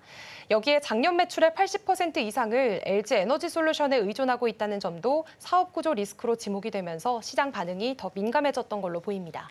네, 그런데 이제 2차 전지 섹터 전반적으로도 흐름이 좀 좋지 않았기 때문에 이런 매도 리포트 하나에도 주가가 좀 크게 흔들리지 않았을까 싶은데요. 전체적인 흐름이나 분위기는 어떻게 좀 깔려 있는 상황인가요? 네, 사실 어제는 LNF뿐만 아니라 LG 에너지솔루션, 삼성 SDI 그리고 앱코 프로비엠 같은 주요 2차 전지 종목들이 줄줄이 약세를 보였습니다. 최근 들어서 전기차 수요가 둔화되고 미국의 관세 정책이 강화되면서 전방 산업 전반에 대한 불확실성이 커졌는데요. 여기에다가 중국산 LFP 배터리가 유럽 시장에 빠르게 들어오고 있는 것도 부담이 되고 있고요. 또 하나 주목할 변수는 바로 7월부터 시행될 것으로 보이는 트럼프의 감세 법안입니다. 이 법안 안에는 IRA 세액공제를 줄이는 내용이 포함돼 있어서 국내 배터리 기업들에게는 직접적인 악재로 작용할 수 있다는 우려도 나오고 있습니다. 이렇게 여러 리스크가 겹쳐 있는 상황에서 골드만삭스의 매도 리포트가 나온 거고요. 그중에서도 LNF는 부채 비율이 높고 재고 관련 손실 등 구조적인 약점이 좀 뚜렷하다 보니까 낙폭이 더 크게 나타난 걸로 해석됩니다. 그러게요. 2차 전지 업종 전반적으로 좀 부진한 성적표를 내고 있다 보니까 특히나 더 크게 반응이 좀 나온 것 같고요. 일단 LNF는 넥스트레이드 기준으로 봤을 때는 그래도 1% 상승불은 켜져 있습니다. 어제 급락한 거 대비해서는 만회하기에는 아직 멀었기 때문에 오늘 오후장까지 주가 흐름 같이 체크해 보시면 좋겠습니다. 넥스트레이딩은 오늘 여기서 마치도록 하겠습니다. 김고은 앵커 고맙습니다. 네, 고맙습니다.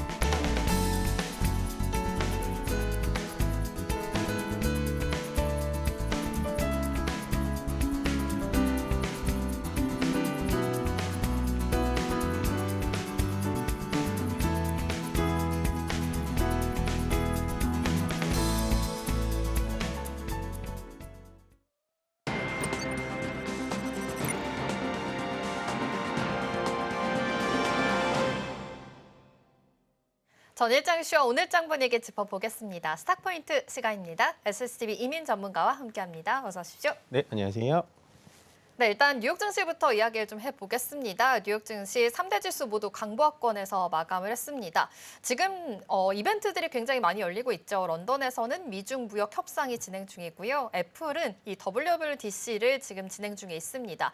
애플은 실망감으로 하락을 했지만 그래도 필라델피아 반도체 지수는 1.9% 강세 흐름 보이면서 마감을 했는데요. 오늘 우리 증시에서는 어떠한 영향이 미치게 될지 하나하나 살펴보도록 하겠습니다. 그렇다면 우리 증시 연일 질주 중입니다. 요즘 계속해서 좋은 흐름 이어지고 있는데요. 코스피가 연고점을 경신했습니다. 아무래도 이 정치적 리스크가 좀 해소가 되면서 좋은 흐름 보여지고 있는 것 같은데 전문가와 함께 이야기 나눠보겠습니다. 지금 외국인들의 수급이 계속해서 들어오고 있어요. 4거래 연속으로 매수 우입 보여지고 있고요. 1조 원 가까이 사들이고 있는 모습 포착이 되고 있습니다. 일각에서는 3,000피 이제 진짜 갈 수 있을 거다 이런 이야기가 나오고 있는데 전문가님도 약간 그렇게 보시나요? 뭐 일단은 3,000포인트는 저는 갈 수 있을 거라고 보여집니다. 네. 뭐 기간의 문제가 있을 뿐, 올해 연말까지는 3,000은 충분히 가능하다라고 보여지고요. 네. 뭐 시장은 계속해서 질 좋은 수급이 좀 들어오고 있다라고 정리를 해드리고 싶습니다. 방금 앵커님께서 얘기해 주셨다시피 6월달 들어오고 나서 뭐 6월 첫째 이제 거래일인 6월 2일 날에는 외국인들의 매수세가 약간은 좀 없었지만 6월 4일부터 어저께까지 거의 1조 가까이 외국인들이 현물에서 코스피, 코스닥 합쳐서 1조가 넘죠. 그렇게 되면. 1조가 넘게 계속해서 들어온다라는 건 결국엔 수급이 계속해서 좋아지는 거고요. 현재 워낙 강세에 따른 외국인들의 수급이 들어오고 외국인들이 수급이 들어오면서 어떤 종목들을 많이 사는지가 아마도 여러분들의 앞으로의 시장 대응에 대해서 충분히 힌트가 될 것 같고요. 전체 시장은 현재 2,882포인트까지 찍혀져 있고 아마도 오늘 시장도 또 강세로 이어질 가능성이 높습니다. 요즘에는 이제 시장에 대해서 어떻게 설명을 하냐면 너무나 이제 그 코스피 지수 자체가 개별 종목처럼 각도가 정말 세게 올라오고 있는데요. 이럴 때 우리 개인 투자자님들이 생각하시는 게 뭐냐면 약간은 코스피가 좀 조정을 받을 때 약간은 좀 내려왔을 때 그때 다시 사봐야지라고 생각을 하실 텐데요. 지금의 분위기상으로는 약간 조정은 나올 수 있습니다. 워낙에 급격하게 올라왔기 때문에요. 그렇지만 현재는 조정이라는 건 기간 조정과 가격 조정이 있는데요. 이 자리에서 기간 조정을 할 가능성이 더 높기 때문에 만약에 2,900포인트 이하에서 2,850포인트 이상, 그다음에 2,900포인트 이하에서 기간 조정을 잡아준다면 떨어지는 걸 기다리지 말고 오히려 저는 기간 조정 시에 여러분들의 현금을 좀 수급하는 게 훨씬 더 좋아 보인다라고 정리해 드리겠습니다. 네, 그래도 3,000비 그래도 갈 것 같다 이렇게 전문가님께서 함께 이야기해 주셨는데 오늘도 강하게 또 상승하면서 출발할 것으로 예측하고 있습니다. 코스피가 0.9%, 코스닥이 0.6% 상승 출발 예측하고 있으니까요. 이 점도 참고해 보시면 좋을 것 같습니다. 그렇다면 간밤에 애플에 대해서 지금 WWDC 회의가 열리고 있기 때문에 반도체주들이 이에 대해 영향을 미칠 수 있을지 좀 이거를 파악해 보는 게 좋을 것 같거든요. 사실 이 회의에 대해서 좀 기대감은 없었던 상황이라서 좀 하락을 면치 못했습니다. 실망감도 있었고요.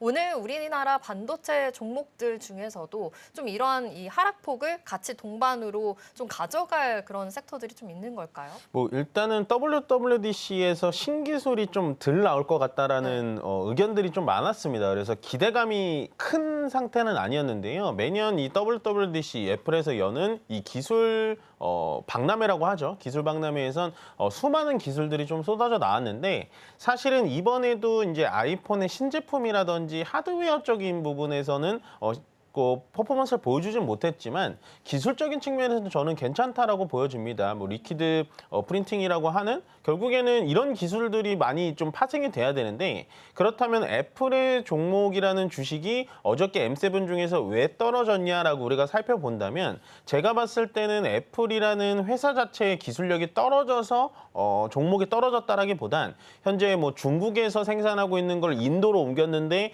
인도로 옮기지 말고 미국으로 옮겨라 막 이런 내부적인 리스크도 있는 것 같고요. 거기다가 결국에는 신제품을 아직 보여주지 못했기 때문에 기대감이 좀 축소가 됐다라는 이유도 좀 있을 것 같고, 그다음에 매년 우리가 WWDC를 보면서 생각을 하는 게 뭐냐면 아이폰이 신제품으로 나오면 그거에 따른 파생되는 회사들, 그러니까 낙수 효과를 받아주는 회사들의 이슈들이 좀 없었기 때문에 전체적으로 좀 분위기가 좀 다운되는 거는 같은데요. 근데 이제 보다 보면은 뭐 iOS 뭐 업그레이드라든지 방금 말씀드린 뭐 리퀴드 쪽의 기술이라든지 이런 걸 본다면 충분히 애플의 기술력은 아직도 저는 살아있다라고 보여지고요. 역시나 애플의 그 시장 점유율은 역시나 꽉 잡고 있기 때문에 크게 문제가 될 것 같지는 않습니다. 다만 방금 앵커님께서 얘기해 주셨다시피 애플 향 종목들이 꽤 있습니다. 뭐 LG 이노텍이라든지 BH 같은 종목들이 좀 있는데요. 그런 종목들이 오전에는 조금은 밀릴 수도 있다라고 준비를 하면서 시장 들어가 보시는 게 좋을 것 같습니다. 네, 좋습니다. 지금 아무래도 애플이 지금 하락을 했고 WWDC 회의가 열리고 있는 만큼 지금 그래도 iOS 관련된 기술력이라든지 리퀴드 관련된 기술력이 지금 반영이 됐고 지금 세상에 나왔기 때문에 이쪽으로는 너무 이렇게 하락 추세는 아니다라고 이야기해 주셨습니다. 그럼 이와 덩달아서 지금 LG 에너텍 쪽으로는 지지부진한 흐름이 그래도 같이 있을 수도 있다라고 했는데 오늘 0.4% 그래도 조금은 상승 출발할 것으로 보이니까요. 이 점도 참고해 보시면 좋을 것 같습니다. 오늘 전반적으로 다시 또 반도체 주들도 상승하는 흐름 보여지고 있는데요. 삼성전자, SK하이닉스 동반 1% 상승하면서 출발할 것으로 예측하고 있고요. 역시나 LG에너지솔루션 쪽으로도 1.05% 상승 출발 예측하고 있습니다. 오늘 하나 에어로스페이스 또한 좋을 것으로 보이는데요. 오늘도 이렇게 지금 외국인들이 매수세가 들어올 수 있을지 기관 쪽에서도 동반 수급이 들어올 수 있을지 이 점도 체크해 보시면서 코스피, 코스닥 양시장 모두 상승 출발할 것으로 예측하고 있으니까 이 점 참고해 보시면서 투자 포인트 세워보시기 바랍니다. 그렇다면 우리 시장 문 열어보도록 하겠습니다.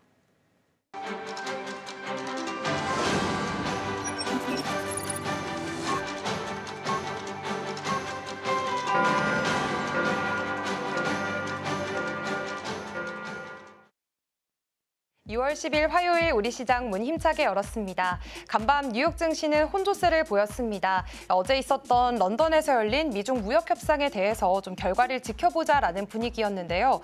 하지만 이런 상황 속에서도 우리 시장은 계속해서 허니문 랠리를 이어나가고 있는 모습입니다. 외국인들이 또 한 번 바이 코리아 움직임을 보여주면서 코스피는 2,850선을 돌파하면서 마감을 했고요. 또 그동안은 상대적으로 조금 부진했던 이 코스닥의 경우에도 1%가 넘는 상승폭 기록하면서 좋은 분위기를 이끌어갔습니다. 새 정부가 출범 이후 코리아 디스카운트 해소에 대한 기대감 계속해서 이어지고 있는 상황이고요. 지수 흐름도 좋은데 오늘 시장 상황은 어떨지 이어서 살펴보도록 하겠습니다. 네, 오늘도 양시장 상승 출발하고 있습니다. 코스피는 0.59% 상승하면서 2,871선 지나가고 있고요. 코스닥은 0.35% 상승하면서 766선 지나가고 있는 상황입니다. 그렇다면 시총 상위주들의 움직임도 체크해 보겠습니다. 먼저 코스피 시장입니다. 오늘 반도체 투탑 역시나 좋은 모습 보여주고 있습니다. 상승폭이 지금은 강보합권에서 머물고 있는 모습이지만요. 삼성전자는 0.3%가량 오르면서 6만 전자 다시 회복하는 모습 보여주고 있고요. SK하이닉스도 0.44% 오르면서 23만 원 선 딱 지켜내고 있는 모습이 포착이 되고 있습니다.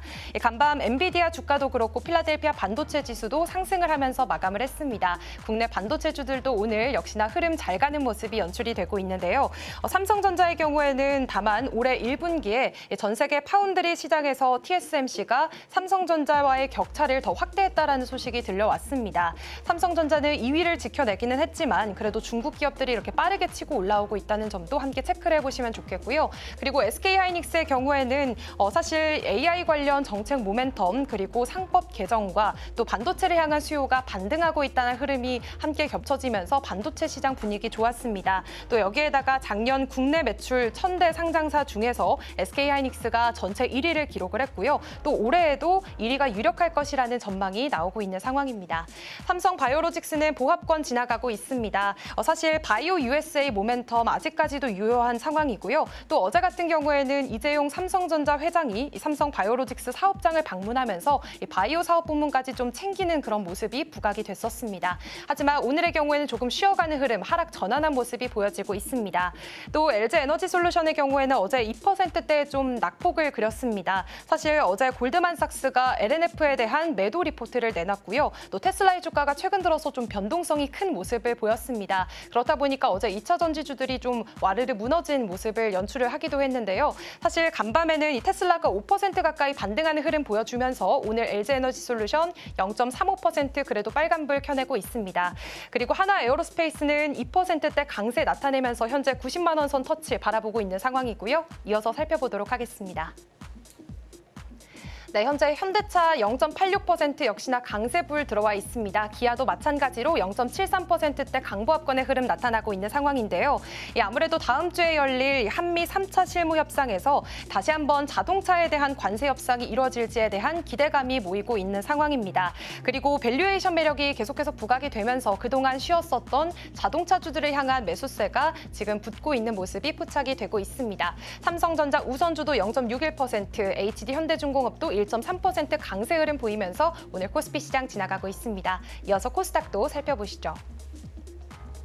오늘 알테오제는 하락불 들어와 있습니다. 0.5%가량 떨어지면서 38만 5천 원 선 지나가고 있는 상황인데요. 사실 어제장에서는 주가가 하루 만에 다시 반등을 해주면서 5%가 넘는 상승폭을 보였습니다. 하지만 오늘은 조금 지금 차익 매물이 좀 나오고 있는 모습이 포착이 되고 있는 상황이고요. 또 오늘 에코프로 그룹주들 역시나 앞선 코스피 시장과 마찬가지로 2차 전지주들의 조금 저가 매수세가 다시 붙고 있는 모습이 보여지고 있습니다. 나란히 1% 이상의 강세 나타나고 있는 상황이고요.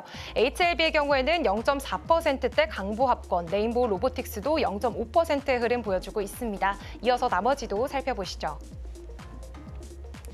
네, 파마리서치, 휴젤 모두 미용 의료기기단 어제에 이어서 오늘도 좋은 흐름 가져가고 있습니다. 그리고 리가켄바이오도 0.7%대 강세 나타내고 있지만 ABL바이오의 경우에는 지금 1%대 낙폭이 좀 그려지고 있습니다. 바이오 USA에 대한 모멘텀이 ABL바이오에게는 좀 적용되지 않는 모습이 포착이 되고 있는 상황이고요. 펩트론도 지금 2%가량의 강세 보여주면서 16만 원 선 지나가고 있습니다. 지금까지 시장 상황 전해드렸습니다. 네, 6월 10일 화요일 우리 시장 개장했습니다. 우리 시장 오늘도 양시장 좋은 상승불 켜주고 있는데요. 그래도 그 전에 갔었던 상승보다는 오늘은 좀 다소 좀 출발하는 상황이 약해 보입니다. 코스피가 0.1%, 코스닥이 0.2% 상승 출발 예측하고 있습니다. 출발하고 있습니다. 환율도 계속해서 내려가고 있는데요. 1,354원대 지나가고 있다는 점 포착해 보시기 바랍니다. 전문가님, 오늘은 외국인과 기관에서 이 수급이 조금은 들어오지 않고 있는 모습이 포착이 되는데 오늘은 무슨 일일까요? 뭐 일단은 계속해서 올라갔으니까요. 저번 주부터 오히려 저는 이제 저번 주 금요일 날 우리가 휴장이었던 게 좀 아쉬웠는데 네. 원래 좋은 상승 흐름세를 탈 때 시장이 개장해주면 좋긴 한데 어쨌든 어저께까지는 그 영향이 있었던 것 같고요. 오늘은 좀 제가 말씀드렸다시피 가격 조정이 아니라 기간 조정이 어느 정도 좀 시작이지 않을까라는 생각을 합니다. 오전에 삼성전자와 하이닉스를 필두로 시장을 살짝 끌어줬다가 지금 약간은 좀 빼고 있기는 한데요. 뭐 현재 방금 앵커님께서 얘기해 주셨다시피 외국인과 기관 쪽에 오늘 매도가 좀 나오고 있기는 한데 크게 뭐 걱정할 만한 포인트는 아닌 것 같아요. 그간 우리가 6월달 들어오고 나서 계속해서 상승했던 시장은 어느 정도 이렇게 조정을 받아주는 게 가장 아름다운 조정이라고 합니다. 그게 가격 조정이 아니라 기간 조정이면 훨씬 더 좋다라고 보여지고요. 오늘 이제 상승하는 종목들 코스피 200에서 본다면 계속해서 강한 흐름을 나타내고 있는 건 화폐 관련, 그러니까 가상화폐의 스테이블 코인 관련돼 가지고 카카오페이 같은 종목들이 어저께 상한가에 이어서 오늘도 10% 넘게 상승을 해주고 있고요. 거기에 이어서 이제 대한전선이라든지 LS 마린솔루션 같은 해적 케이블 공사, 그러니까 이런 게 이제 현재 이재명 대통령의 정책 공약주라고 보시면 될 것 같습니다. 첫 번째 말씀드린 카카오페이는 스테이블 코인 관련된 종목이고요. 거기다 대한전선이라든지 LS 마린솔루션은 AI에 100조를 투자하겠다. 거기다가 AI 뭐 고속도로를 깔겠다라는 얘기가 나오면서 전선, 특히나 해저 쪽 관련된 종목들이 좀 올라가는 것 같고요. 거기에 따라서 일단은 코스닥 같은 경우는 오랜만에 역시나 반도체 소부장주들 플러스 바이오 종목들이 좀 좋아 보이는 흐름 나타내고 있고 오늘 시장이 좀 건강한 조정이다라고 표현을 드린 이유가 뭐냐면요. 계속해서 올라갔었던 삼성전자나 하이닉스가 오늘 좀 조정을 받아주니까 그 반면에 어떤 종목들이 오늘 올라가는지 보셔야 되는데요. 계속 요즘에 시장 좋을 때 좀 조정받았던 종목들이 조선과 방산입니다. 그 조선과 방산이 오늘 역시 시장 대비해서는 강한 흐름을 나타내고 있다. 그렇다라는 건 시장은요 계속해서 순환매가 돌고 있다는 거예요. 하루는 반도체가 좋았으면 오늘은 좀 쉬었던 조선이 좋았고 조선이 좀 쉬면은 다시 자동차라든지 2차 전지로 가는 약간은 대세 상승장이다. 그 중심에서 약간은 아쉬운 부분은 뭐냐면 2차 전지 종목들이 좀 올라가주지 못하는 흐름은 있는데요. 아마도 현재는 이 2차 전지 종목들이 못 가고 있는 거는 일론 머스크와 트럼프 간의 약간 설전이라든지 언쟁이 좀 리스크가 좀 있기 때문에 어느 정도 좀 조정을 받아주기는 합니다만은 전체적인 대세 상승장에서 는 역시나 순서를 기다리신다면 여러분들의 보유 종목들도 같이 올라갈 수 있는 기회는 충분히 남아 있다라고 정리해드리겠습니다. 네, 지금 순환매는 계속되고 있는 시장입니다. 지금 삼성전자, SK하이닉스는 오늘 좀 쉬어가는 흐름 보여지고요. 반면에 조선과 방산은 올라가고 있다라고 말씀해 주셨습니다. 그렇다면 삼성전자 이야기를 안 할 수가 없을 것 같은데 사실 지금 6만 전자 터치를 하면서 7만 전자까지 바라봐도 되지 않을까? 이제 반도체 시작인가? 라는 이야기가 많이 나왔습니다.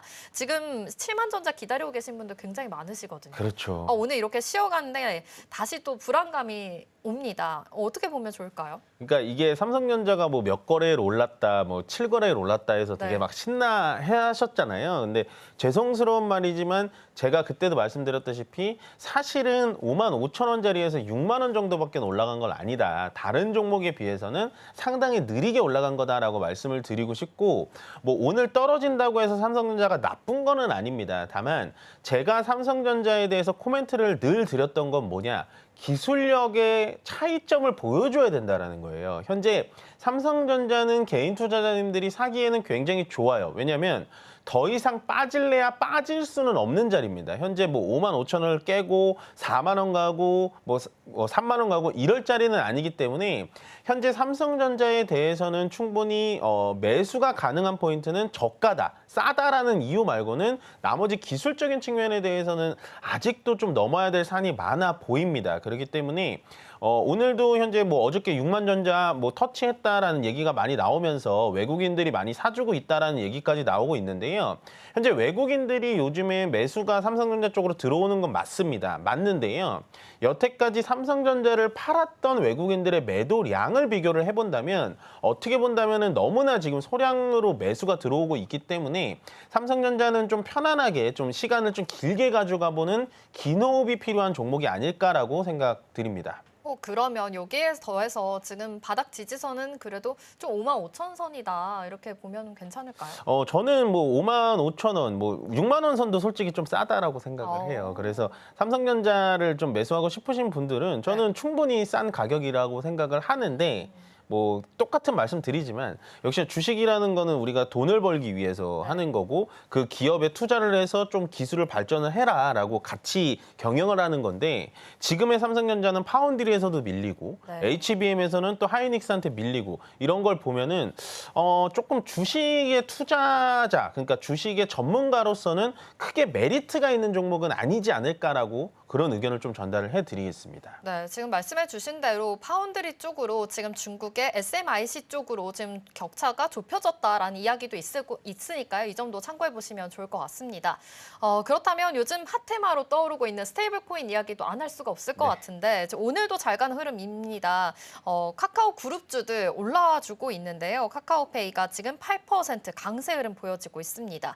아무래도 지금 정부가 계속해서 이 스테이블 코인 이야기를 하고 있고 ETF 도입 이야기까지 나오고 있잖아요.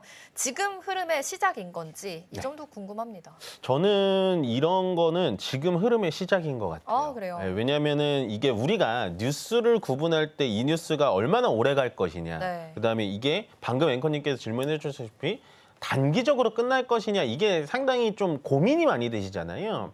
근데 보통은 지금 스테이블 코인 같은 경우, 특히나 이제 이런 전자결제, 전자화폐 같은 경우는 약간 우리나라만 진행하는 건 아니에요. 전체적으로 미국과 중국에서, 특히나 중국 같은 경우에는 위안화를 알리페이라든지 이런 걸 이용해가지고 전자화폐 사업을 굉장히 크게 키워나가고 있고, 현재 미국의 트럼프 정부 같은 경우는 스테이블 코인 자체를 법제화하겠다. 그러니까 규제화해가지고 전체적으로 우리가 전자화폐 시장도 달러 패권을 가져가겠다라는 얘기가 나오고 있기 때문에 계속해서 집중을 해보는 게 좋을 것 같습니다. 그러면 반면에 가장 탄력이 좋은 건 현재 카카오페이라는 종목인데요. 이 카카오페이가 스테이블 코인을 발행하기 때문에 올라가는 건 아닙니다.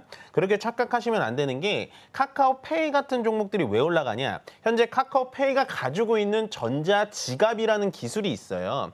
그 기술을 아마 이 스테이블 코인 한화로 발행을 하게 된다면 카카오페이의 기술을 쓸 수 있지 않을까?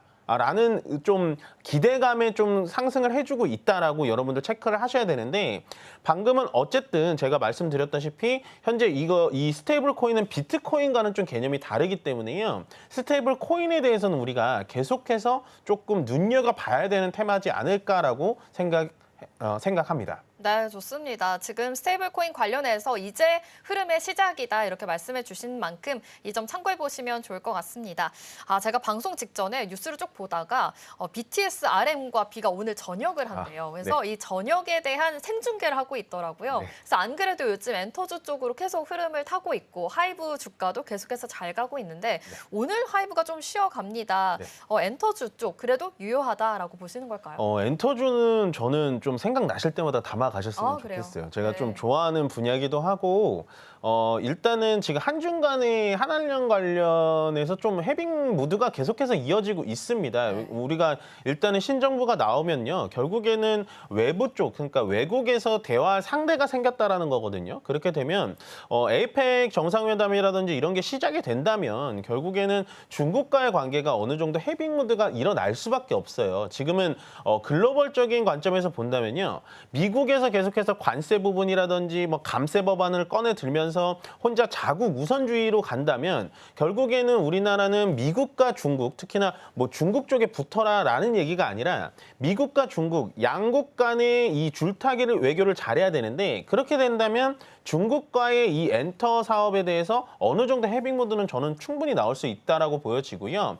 방금 얘기하셨다시피 하이브의 BTS가 완전체로 진행이 된다면 분명히 주가는 더 상승할 가능성이 있습니다. 다만 제가 보는 엔터의 포인트는 어디냐? 중국과의 해빙 모드예요. 그렇기 때문에 중국 쪽에서 인기가 많은 가수들, 아티스트들을 많이 보유하고 있는 SM이라든지 아니면 여자아이들이라는 그런 그룹들도 중국에 인기가 많기 때문에 서브적으로는 큐브 엔터, 이런 종목들이 앞으로는 좀 탄력이 더 좋지 않을까라는 의견 드리도록 하겠습니다. 네, 중국과의 해빙 모드 강조해 주셨습니다. 이와 관련해서 엔터주 쪽 이야기해 주셨으니까 투자 전략 세우는데 참고해 보시면 좋을 것 같습니다. 스탁포인트는 여기서 마무리하도록 할게요. SCB 이민 전문가와 함께했습니다. 고맙습니다. 네.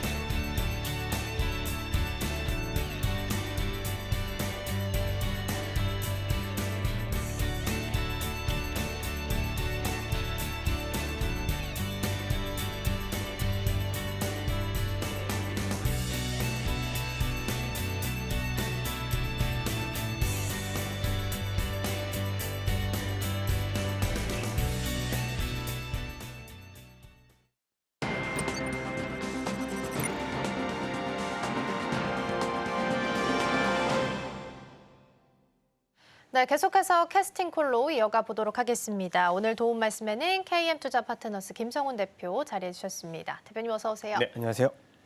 네, 오늘 우리 시장은 그동안 좀 많이 올라왔었죠. 그래서인지 쉬어갑니다. 0.05%, 0.21% 양시장 하락하는 모습 보이는데 그렇다고 해서 또 많이 빠지고 있는 건 아닌데요. 다만 이제 외국인 투자자가 현물 쪽, 선물 쪽에서 좀 빼고 있다라는 부분이 마음에 걸리긴 합니다. 그래도 이 정도면 괜찮을지 개장 분위기 어떻게 해석을 하면 좋을까요? 네, 일단 먼저 미국 시장의 분위기도 좋고요. 런던 2차 무역 협상 또 이제 트럼프와 머스크의 뜨거운 사랑이 다시 시작이 되면서 테슬라가 다시 반등을 주면서 국내 증시에도 소외주들 우리가 흔히 말해서 개인분들이 많이 이제 관심이 있었던 2차 전지라든가 또 자율주행에 대한 기대감도 나온다면 그동안의 이런 이 주도주들에 대한 확산에 대한 가능성들 그리고 외국인들의 매수 기조가 거의 1조 단위로 레벨이 좀 높아지면서 사실 외국인들이 그동안에 좀 많이 소외됐던 자동차와 이제 이 삼성전자를 비롯해서 IT 업종들을 대거 매수하는 움직임을 보여줬습니다. 근데 오늘 같은 경우는 일부 쉬어가는 움직임을 보일 수는 있어요. 개인들 같은 경우는 최근 들어서 보니까 인버스 투자에 대한 그런 그 베팅이 좀 많아졌다는 소식이 들려오는데 월가라든가 국내 이제 여의도권에서는 사실 국내 증시의 레벨은 3,000포인트를 일단은 넘어설 수 있는 가능성들을 충분히 높게 보고 있다는 점을 항상 주목해 주셨으면 좋겠고요.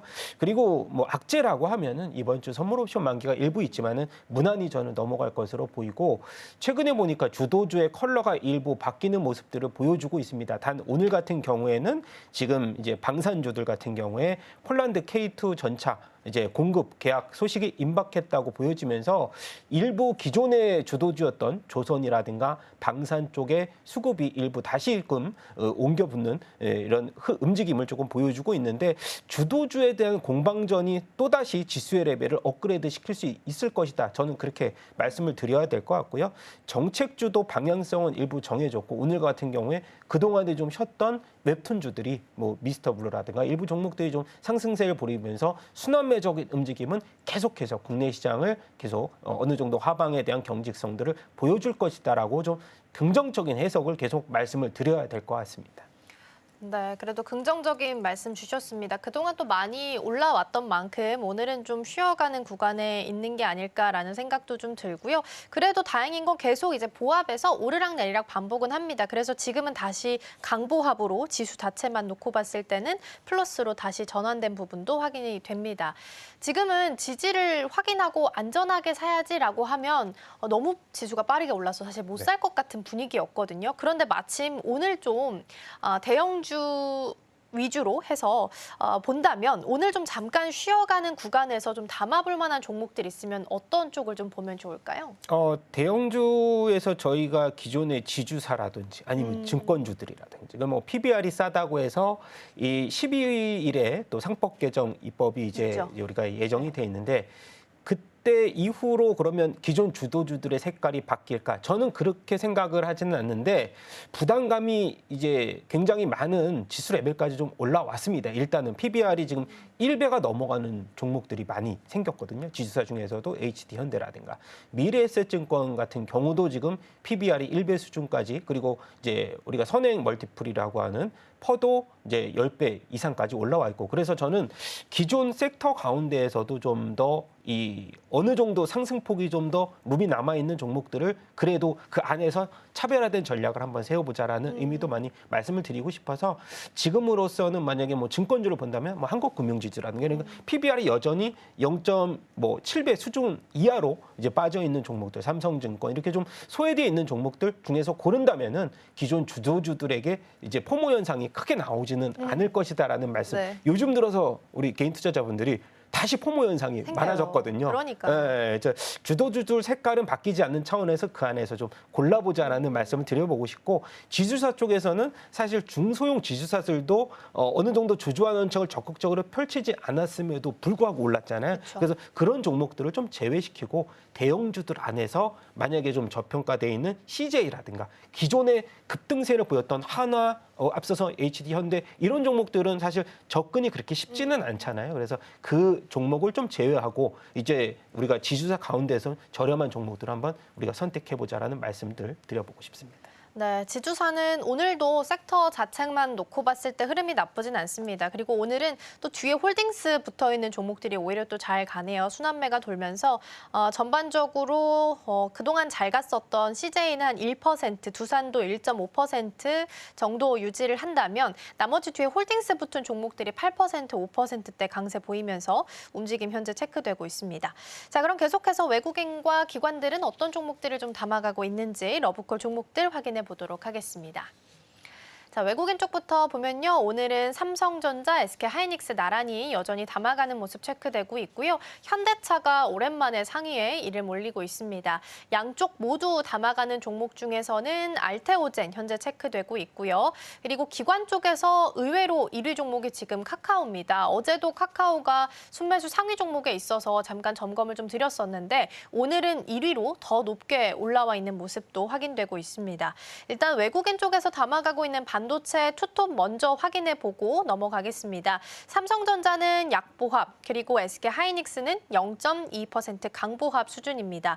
어찌됐든 둘 다 전고 라인을 향해서 가고 있는 건 부정할 수 없는 것 같고요. 지금 구간에서도 외국인 투자자가 이렇게 꾸준하게 좀 들어와 준다면 추가적으로 고점을 좀 만들어갈 가능성 좀 열어놓고 볼 수 있을까요? 네, 뭐 일단 뭐 두 종목 다 담아가는 전략도 유효하다고 볼 수가 있을 것 같고 일단 SK하이닉스가 전고점 돌파가 얼마 남지 않았거든요. 고지가. 그쵸. 지금 벌써 20만 원대에서 저항대를 돌파한 흐름들 보여주고 있고 또 엔비디아 같은 경우도 최근에 뭐 신고가에 대한 기대감 때문인지 고점에 대한 또 돌파 가능성들 뭐 MS 마이크로소프트도 많이 이제 미국장에서는 상승을 했지만은 이제 멀티플로 따졌을 때 엔비디아가 최근 들어서 싸다는 의견이 굉장히 많잖아요. 그래서 엔비디아가 만약에 전고점을 돌파한다면은 SK하이닉스가 또 따라가는 형국이 나오지 않을까라고 보고 있고 일단 삼성전자에 대해서는 일단 뷰가 굉장히 많이 엇갈리지만 2분기 실적에 대해서 뭐 D램, DDR 이제 퍼라든지 DRAM 가격이 소폭 상승을 계속 이어가면서 뭐 긍정적인 이슈들이 많습니다. 단 뭐 갤럭시 폴드 7 또 출시 기대감들도 있잖아요. 그래서 그런 부분들도 있지만은 악재가 좀 더 돌출될 가능성들이 많다. 중국의 이제 이 창신 메모리라든가 이런 D램의 점유율이 계속해서 이제 삼성전자를 추격하는 모습들을 보여주고 있습니다. 일단 삼성전자에 대해서는 저는 앞전에도 말씀드렸듯이 SK하이닉스에 대해서 대체제가 굉장히 매력적이기 때문에 굳이 삼성전자에 대한 베팅을 해야 될까라는 의문점. 하지만 그런 부분들 우리가 굳이 은행 자금 예수금을 갖고 있을 거면 삼성전자를 사라고 전에도 말씀을 해드렸기 때문에 일단 삼성전자와 SK하이닉스에 대한 투자의 이 유형, 이 자금의 유형이 좀 틀려야 된다. 삼성전자는 별개로 보자는 말씀 드려보고 싶고 그래도는 긍정적인 의견 6만 원대에서 저는 7만 원대 돌파가 가시권에 이룰 수 있다. 3,000포인트를 약진을 앞두고서는 삼성전자에 대한 패시브 자금 외국인들이 유의미하게 지금 7거래를 오늘은 좀 빠지고 있지만은 네. 500만 주 이상 들어오는 날이 좀 일부 있었기 때문에 저는 계속해서 삼성전자는 그래도 외국인들의 매수 바구니에 계속 담을 가능성들 크다 이렇게 의견 드리고 싶습니다. 그렇죠. 지수를 사면 삼성전자도 잘 가능성이 높고요. 많이 들어옴에도 불구하고 여전히 외국인 보유량이 49.8% 수준밖에 안 됩니다. 여전히 50%를 좀 밑도는 구간이고 그럼에도 삼성전자를 좀 다르게 바라봐 볼까 해요. 지분 이슈도 있고요. 지금 삼성생명이 삼성전자의 보통주 지분 한 8%를 보유하고 있는 상황인데 최근에 상법 개정 이야기도 있고 보험업법 이야기도 있는 상황에서 지배구조 개편 이슈가 좀 있었으니까 증권사 리포트 중에서 지금 삼성생명을 좀 바라봐야 된다라는 리포트가 있기도 했었거든요. 그런 측면에서 좀 본다면 그룹주 전반적으로 삼성전자를 포함해서 그래도 긍정적으로 바라볼 수 있는 요소 중에 하나로는 판단을 할 수 있을지도 궁금하거든요. 어떻게 좀 보실까요? 그렇죠. 이게 지분 구조가 많이 엮여 있다 보니까 최근에 이제 삼성 바이오로직스가 이제 분할을 하면서 다시 조명받게 된 게 이제 지배구조 이슈고 삼성생명 같은 경우 삼성전자를 매도한들 물산에서 이런 이 인적 분할을 했던 이슈가 이런 이 지분 구조에 대한 자금에 대한 유입이 이제 우리가 생각을 해야 될 것 같은데 일단 삼성전자는 이런 지배구조 이슈는 사실 그렇게 큰 이벤트는 저는 아니라고 생각이 되고요. 만약에 삼성생명이 물량 매도를 한들 물산이 그것을 받아줄 거고 그것이 하나의 기폭제로 작용을 크게 할 수는 없다. 그것을 지분을 크게끔 이제 오버해서 우리가 이 매수를 유입을 한다거나 그런 면은 아니기 때문에 그 중에서 본다면 그래도 지배구조 상단에 있는 삼성물산과 생명에 대한 이제 지배구조에 관련돼서의 그런 이벤트적인 요소 그런 것들 때문에 이 두 종목이 이제 우리가 현대차 같은 경우도 모비스가 어제 올랐던 맞아요. 이슈도 그런 이슈거든요. 그래서 그런 부분으로 따진다면 이제 지주사에 관련돼서 이 가치에 대한 기대감 이 두 종목 핵심은 삼성 바이오로직스와 뭐 생명 그리고 물산 쪽이 될 것으로 보입니다. 삼성전자는 이런 이벤트에는 약간 소외되지 않을까라고 보고 있어요. 오히려 전자는 좀 소외된다 하더라도 삼바, 생명, 물산 이쪽은 좀 긍정적으로 볼 수도 있겠다라는 말씀 주셨습니다. 삼성전자에 대해서 다른 시각에서도 한번 좀 살펴봤고요. 앞서서 말씀드린 것처럼 눈에 띄는 것 중 하나가 기관 순매수 1위 종목 카카오입니다. 카카오페이를 비롯해서 카카오 그룹주 전반적으로 강세를 좀 보이는 하루가 어제이기도 했었고 오늘도 추가적으로 카카오는 보면 카카오는 다시 하락이네요. 지금 2% 넘게 하락을 연출하고 있는 상황인데요. 오늘 아침 기사 보니까 JP모건이 이재명 정부 정책 기대감에 지금 카카오 그룹주가 전반적으로 급등하긴 했는데 이거 정당화하기 어렵다라는 코멘트를 줬습니다. 그래서 그룹주 전반 괜찮은 건가 궁금하실 것 같거든요. 어떤 조언을 좀 주실 수 있을까요? 지금은 저는 이렇게 생각합니다. 펀더멘탈을 좀 보자. 대비해서 펀더를 과열이다라는 보자. 말씀. 예. 카카오 1분기 실적도 뭐 컨센보다 좀 부진했거든요. 이제 지금의 이슈는 정권 교체에 대해서 이제 최대 수혜를 받을 수 있다라는 종목으로 몇 종목 선택된 게 바로 카카오였고, 그리고 하반기 들어서 이제 챗 GTP라고 하는 오픈 AI와의 협업, 그것에 대한 뭐 카나나에 대한 기술력 증진 이런 것들 때문에 지금 각광을 받는 상황인데요. AI 중소형주를 보니까 카카오를 비롯해서 그동안의 대장주 역할을 했던 솔트룩스 코난 테크놀로지가 오늘은 조정폭을 일부 받았고, 그 와중에서도 이제 다음 달에 있을 이제 AI 관련된 국가대표 기업 선발 예정이 있잖아요, 정부 주관으로. 그래서 거기에 이제 이 파운데이션 모델 개발 유형으로 두각을 나타낼 수 있는 기업 중에 선정이 될 수 있는 가능성들이 몇 종목이 있기 때문에 그런 기대감으로 지난주에 많이 상승을 했기 때문에 원체 지금 월간 상승률로 보면 너무 많이 급등을 한 모습들이거든요. 맞아요. 그래서 저는 이런 이 종목들 AI 중소형 비롯해서 카카오 비롯해서 정부의 정책주들이 조금은 이제는 차별화된, 이제 우리가 흔히 말해서 선별적으로 투자를 해야 되는 시기가 온 것이 아닐까. 거기에서 또 2분기에 대한 실적 이제 뷰가 이제 어느 정도 가이던스가 나올 텐데, 그런 면으로 본다면은 이것이 지금 카카오가 지금 5만 원이 넘어섰고 카카오페이도 워낙에 어제 급등세를 보였기 때문에 추종하기보다는 추가적인 눌림목을 한번 우리가 선택을 해보자라는 말씀. 이제 조정시 매수 관점이긴 맞지만 너무 과열이 됐다라는 말씀을 좀 의견을 드려보고 싶습니다. 네, 그렇게 과열이 됐다라는 측면에서는 JP모건의 의견도 어느 정도는 공감을 좀 할 수 있겠네요. 주정시 매수는 유효하지만 펀더 봐야 될 것 같고 2분기 실적 뷰에 대한 가이던스도 같이 체크를 좀 해보시면 좋지 않을까 싶습니다. 자, 그럼 계속해서 오늘 올라오고 있는 테마들도 함께 점검해 보도록 하겠습니다. 네, 오늘 첫 번째 테마로는 AI 소프트웨어입니다. 이재명 정부 들어서서 가장 대표적으로 좀 수혜받는 쪽 중 하나가 AI 이야기 나오고 있죠. 어제는 AI 스타트업 육성 간담회도 있었다라고 합니다. AI를 육성하기 위해서 다양한 정책이 좀 나오는 와중에 소프트웨어도 수혜를 좀 받을 수 있을지 전략 점검해 보겠고요. 두 번째 테마 열어보겠습니다. 두 번째는 지역화폐, 마찬가지로 정부 정책에 대한 모멘텀으로 움직이긴 합니다. 추경이 한 30조 원대 이야기가 지금 나오고 있고요. 이 안에 지역화폐에 대한 내용도 포함이 될 것으로 보입니다. 그러면서 움직임 체크되고 있고, 더불어서 오늘은 이제 디지털 자산 기본법 관련해서 국회 발의가 예정되어 있습니다. 여기에 스테이블 코인 관련 내용도 포함될 것으로 예상이 되고 있는 상황이다 보니까 코인 관련주, STO 관련주들도 개장하고 나서 움직임 좀 체크되기도 했습니다. 마지막 열어볼까요? 마지막은 한알령이고요.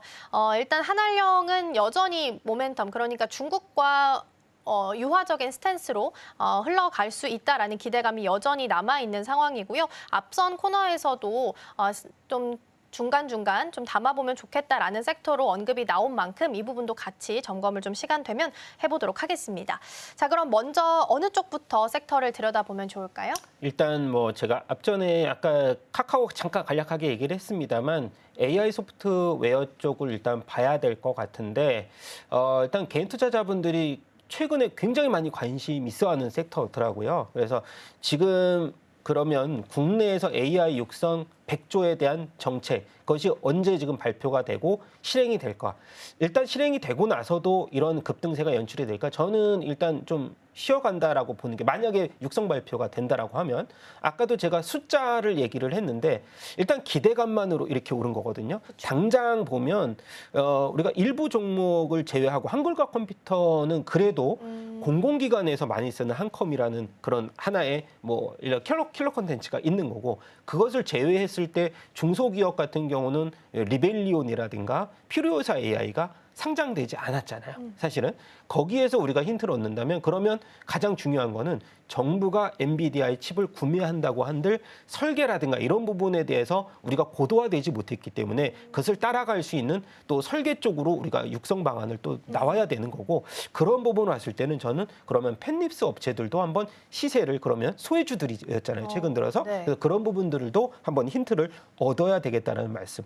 만약에 AI 중소형주들이 조금씩 쉬어간다면 그 수급이 어디로 이동할지도 우리가 한번 더 고민해 볼 만한 시점이 아닌가. 뭐 우리가 당연히 알다시피 하드웨어와 관련된 후공정 업체들은 기존에 많이 알고 계시기 때문에 일단 주목을 당연히 받는 거고, 펜립스 업체들 가운데에서는 AI와 반도체, 거기에 이제 테스트 관련 기업에 우리가 이력이 있는 아이텍이라든가 이런 종목들이 신규로 떠오르는 종목들이 최근 들어서 많아졌고, 그다음에 LG 계열사죠. LG 디플과의 전장 펜립스 업체인 뭐 LX 세미콘이라든가 뭐 가온칩스, 거기에 디자인하우스 관련된 종목까지 한번 AI 육성 방안이 발표되면 거기서 파급적인 우리가 형성을 할 수 있는 종목들도 한번 기대를 해보자라는 말씀 드려보고 싶습니다. 네, 그동안 좀 잘 갔던 대표적인 종목인 솔투룩스, 코난 테크놀로지, 마음 AI 이런 종목들은 사실 오늘은 좀 조정이 좀 들어간 모습입니다. 대부분 지금 한 2에서 4% 정도 하락을 하고 있는데,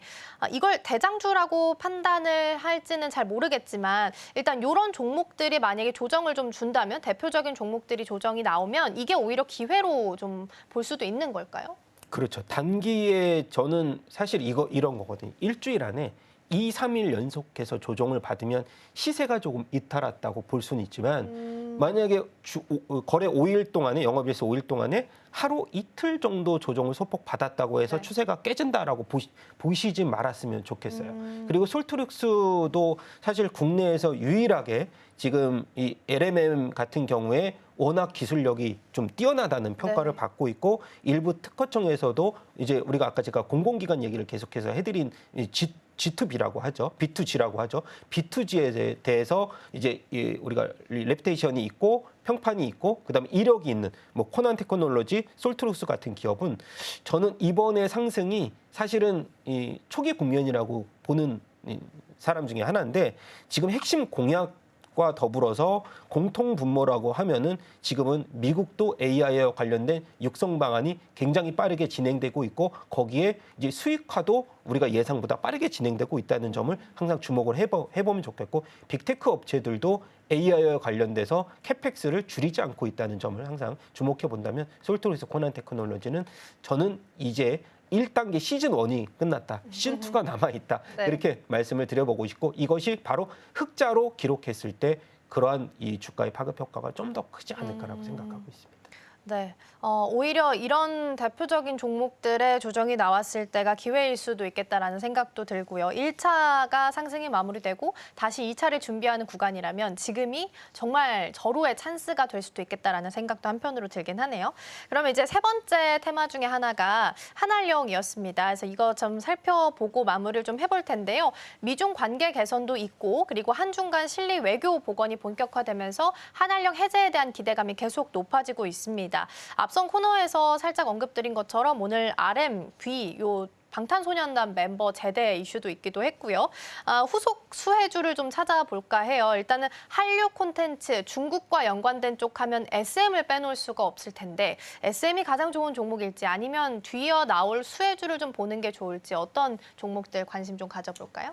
그래도 좀 부담감이 좀 덜한 종목을 제가 한번 찾아봤더니 JYP 엔터가 좀 눈에 띄었는데 최근에 이제 많이 빠졌어요. 네네. 영업이익률이 좀 하락을 하면서 작년에 원체 성장률이 좀 가파르게 올랐기 때문에 저는 뭐 당연히 이런 주가의 조정은 필요하다고 보는데 최근 들어서 트와이스를 좀 주목을 해봐야 될 것 같습니다. 새 월드 투어 이 디스 이즈 포라는 공연을 하는데 네. 지금 좌석이 360도로 돌아간대요. 개방감도 굉장히 많고 그래서 최근에 보니까 앨범을 내지 않아도 이 공연만으로 해외 월드 투어만으로 조 단위의 이 순이익을 올릴 수 있는 네. 뭐 BTS를 더불어서 트와이스도 최근에 일본의 이 돔 최초 이제 우리가 국내 기업들 가운데 여자 그룹 가운데 최초로 도쿄돔 이제 그 공연도 펼쳐졌었고요.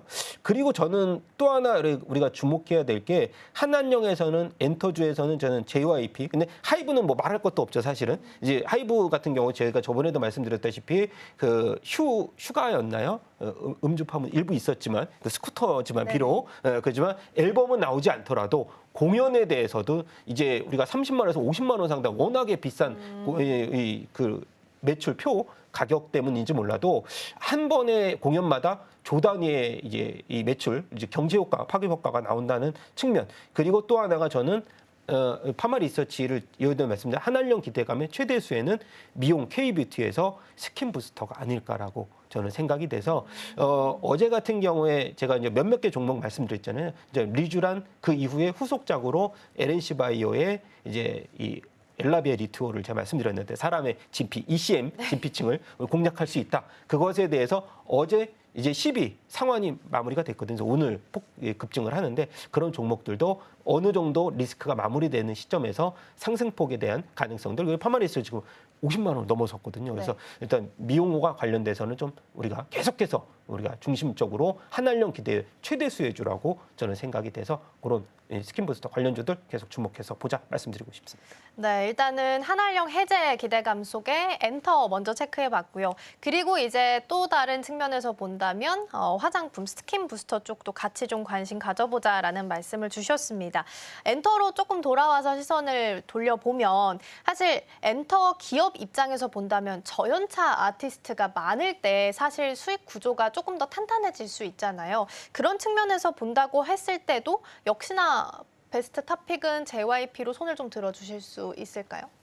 근데 뭐 최근에 저런 것도 있었잖아요. 헤이브 같은 경우에 이제 기존 이제 그 그룹 여자 그룹이 이탈을 하면서 새로운 그룹을 이제 만들어서 그 자리를 꿰찼지만은 상대적으로 저연차 그룹이다 보니 매출 구조가 빠르게 우리가 확산 성장이 되지 않는 구조라서 제가 앞전에도 이제 JYP에서 지금 트와이스를 말씀드린 게 기존의 팬층이 굉장히 두터운 쪽에서 만약에 공연이나 앨범이 나왔을 때 파급 효과. 일단 실적으로 보면 우리가 성장에 대한 유망감 그런 걸로 본다라면은 신규 아티스트, 저연차 아티스트들이 좀 나와야지 그런 기대감이 나오겠지만은 매출로 이연이 되는 효과는 사실 고연차 아이돌의 그룹 쪽의 매출이 확산되는 효과, 파급 효과가 굉장히 강하다라고 말씀을 드리고 싶어서 저는 아까 말씀드렸던 JYP 엔터를 탑픽으로 뽑은 이유가 될 것 같고요.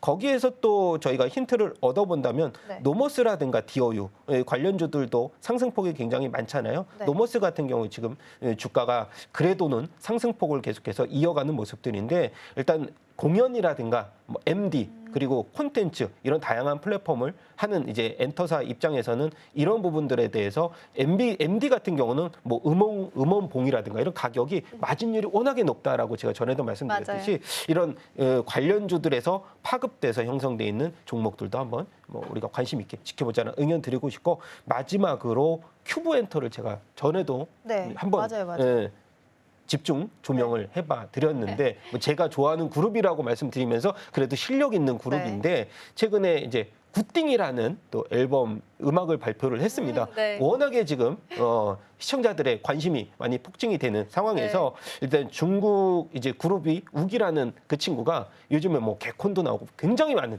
활동을 하면서 우리 시청자들의 대중들의 이런 팬층이 두터워지고 있다는 측면도 우리가 주목을 해본다면 거기에서 큐브엔터도 관심 있게 한번 지켜보시기 바라겠습니다. 그 큐브엔터 아이들 멤버가 또 중국인 멤버가 있기 때문에 네. 한알령 해제랑 또 연관을 짓는다면 이쪽 또한 같이 좀 수혜를 받을 수 있을 것 같고요. 매출 이연 측면에서 본다면 오히려 팬덤이 있는 고연차 아티스트가 많은 쪽도 오히려 수혜를 받을 수 있다라는 측면 제시해 주셨습니다. 개장 분위기 잘 살펴봤고요. 한알령 아이들까지도 잘 체크해봤습니다. 대표님과는 여기서 인사 나눌게요. 오늘 말씀 고맙습니다.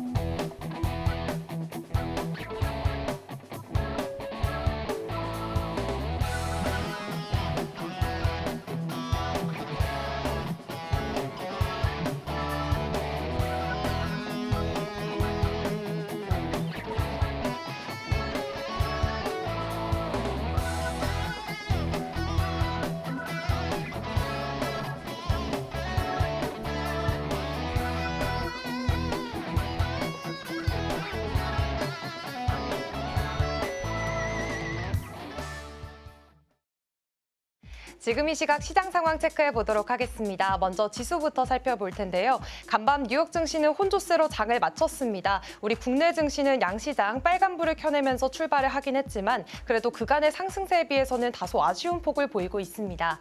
현재 코스피는 0.52% 상승하면서 2,870선 지나가고 있고요. 코스닥은 0.23% 조금 더 낮은 폭으로 766선 지나가고 있습니다. 그렇다면 수급 상황 체크해 보시죠. 먼저 코스피 시장입니다.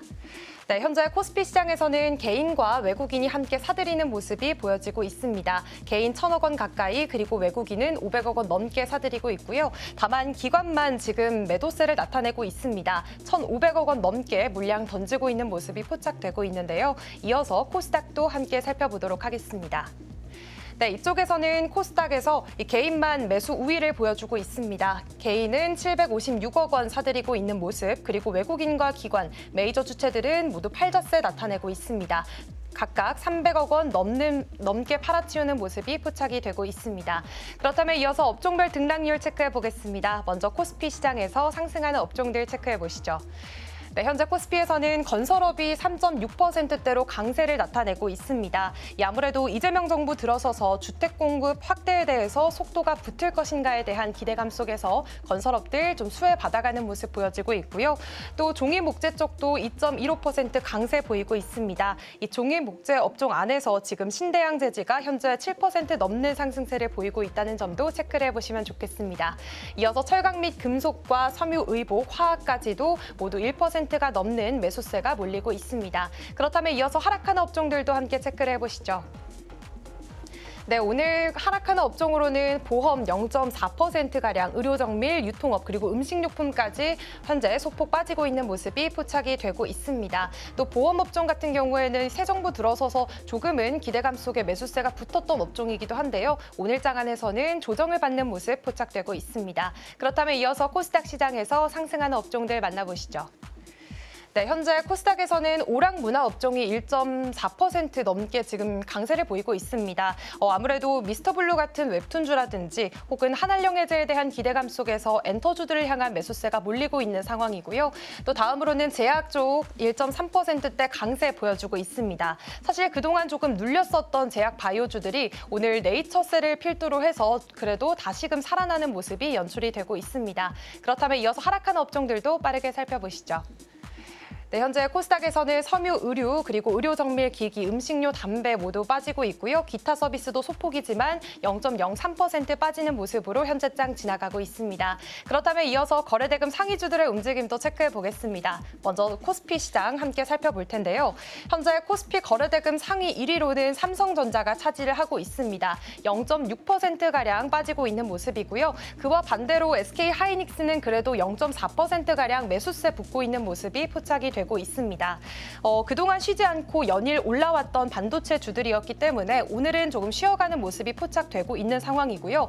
하지만 이런 반도체 쪽으로 몰렸던 자금이 오늘은 조선이나 방산 쪽으로 이동을 하게 되면서 이런 측면에서 봤을 때 그래도 건강한 순환매가 돌고 있다라는 평가가 나오고 있습니다. 그리고 SK하이닉스의 경우에는 그래도 간밤 엔비디아가 상승을 하면서 마감을 했기 때문에 오늘 그 모멘텀 받아가면서 그래도 소폭의 상승세 나타내고 있는 상황이고요. 카카오는 사실 제가 들어오기 전까지만 해도 하락세를 조금 보이다가 현재는 다시 상승 전환한 모습으로 포착이 되고 있습니다.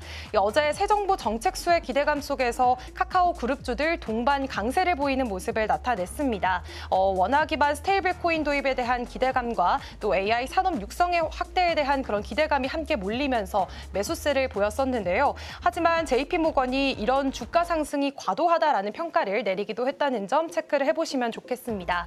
다만 카카오페이의 경우에는 카카오와 좀 반대로 지금 15%대 급등세 나타내고 있습니다. 사실 원화 기반의 스테이블 코인이 도입될 경우에는 이 카카오페이와 같은 플랫폼이 유리할 것이다라는 전망 속에서 현재 카카오페이 급등세 나타내고 있습니다. 그리고 두산에너빌리티의 경우에는 정말 쉬지 않고 계속해서 올라가는 주가 흐름을 보여주고 있습니다. 어제는 또 베트남에서 9천억 원 규모의 발전소 건설 계약 소식이 들리기도 했는데요. 오늘 0.7%가량 매수세 붙고 있습니다. 그렇다면 이어서 코스닥 시장도 거래대금 상위 종목들 움직임 체크하러 가보시죠. 현재 1위로는 링크솔루션 차지하고 있습니다. 3D 프린팅 관련 기업인데요. 오늘 코스닥에 신규 상장하면서 45%대 급등세 나타내고 있는 상황입니다. 태웅도 15%가량의 상승세 나타내고 있고요.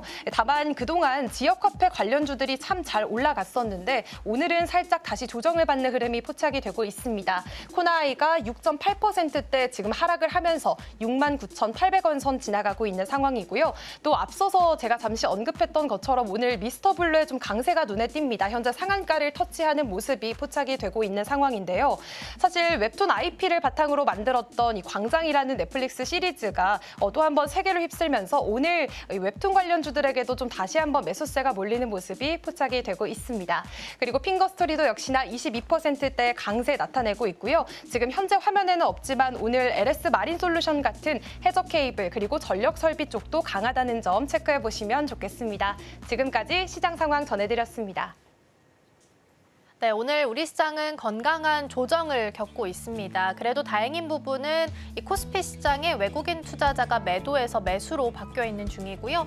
더불어서 오늘은 스테이블 코인 내용을 포함한 디지털 자산법이 국회에 발의될 예정입니다. 지금 비트코인이 다시 한번 11만 달러를 향해서 최고가 근접하고 있는 상황이니까요. 코인 관련주들 같이 함께 체크해 보시면 좋겠습니다. 저희가 방송 중에 제공해드린 정보는 투자 판단을 위한 조언일 뿐 해당 종목의 가치와 수익률은 보장하지 않습니다. 저희는 내일 더 다양한 소식 준비해서 돌아오겠습니다. 시청해주신 여러분 고맙습니다.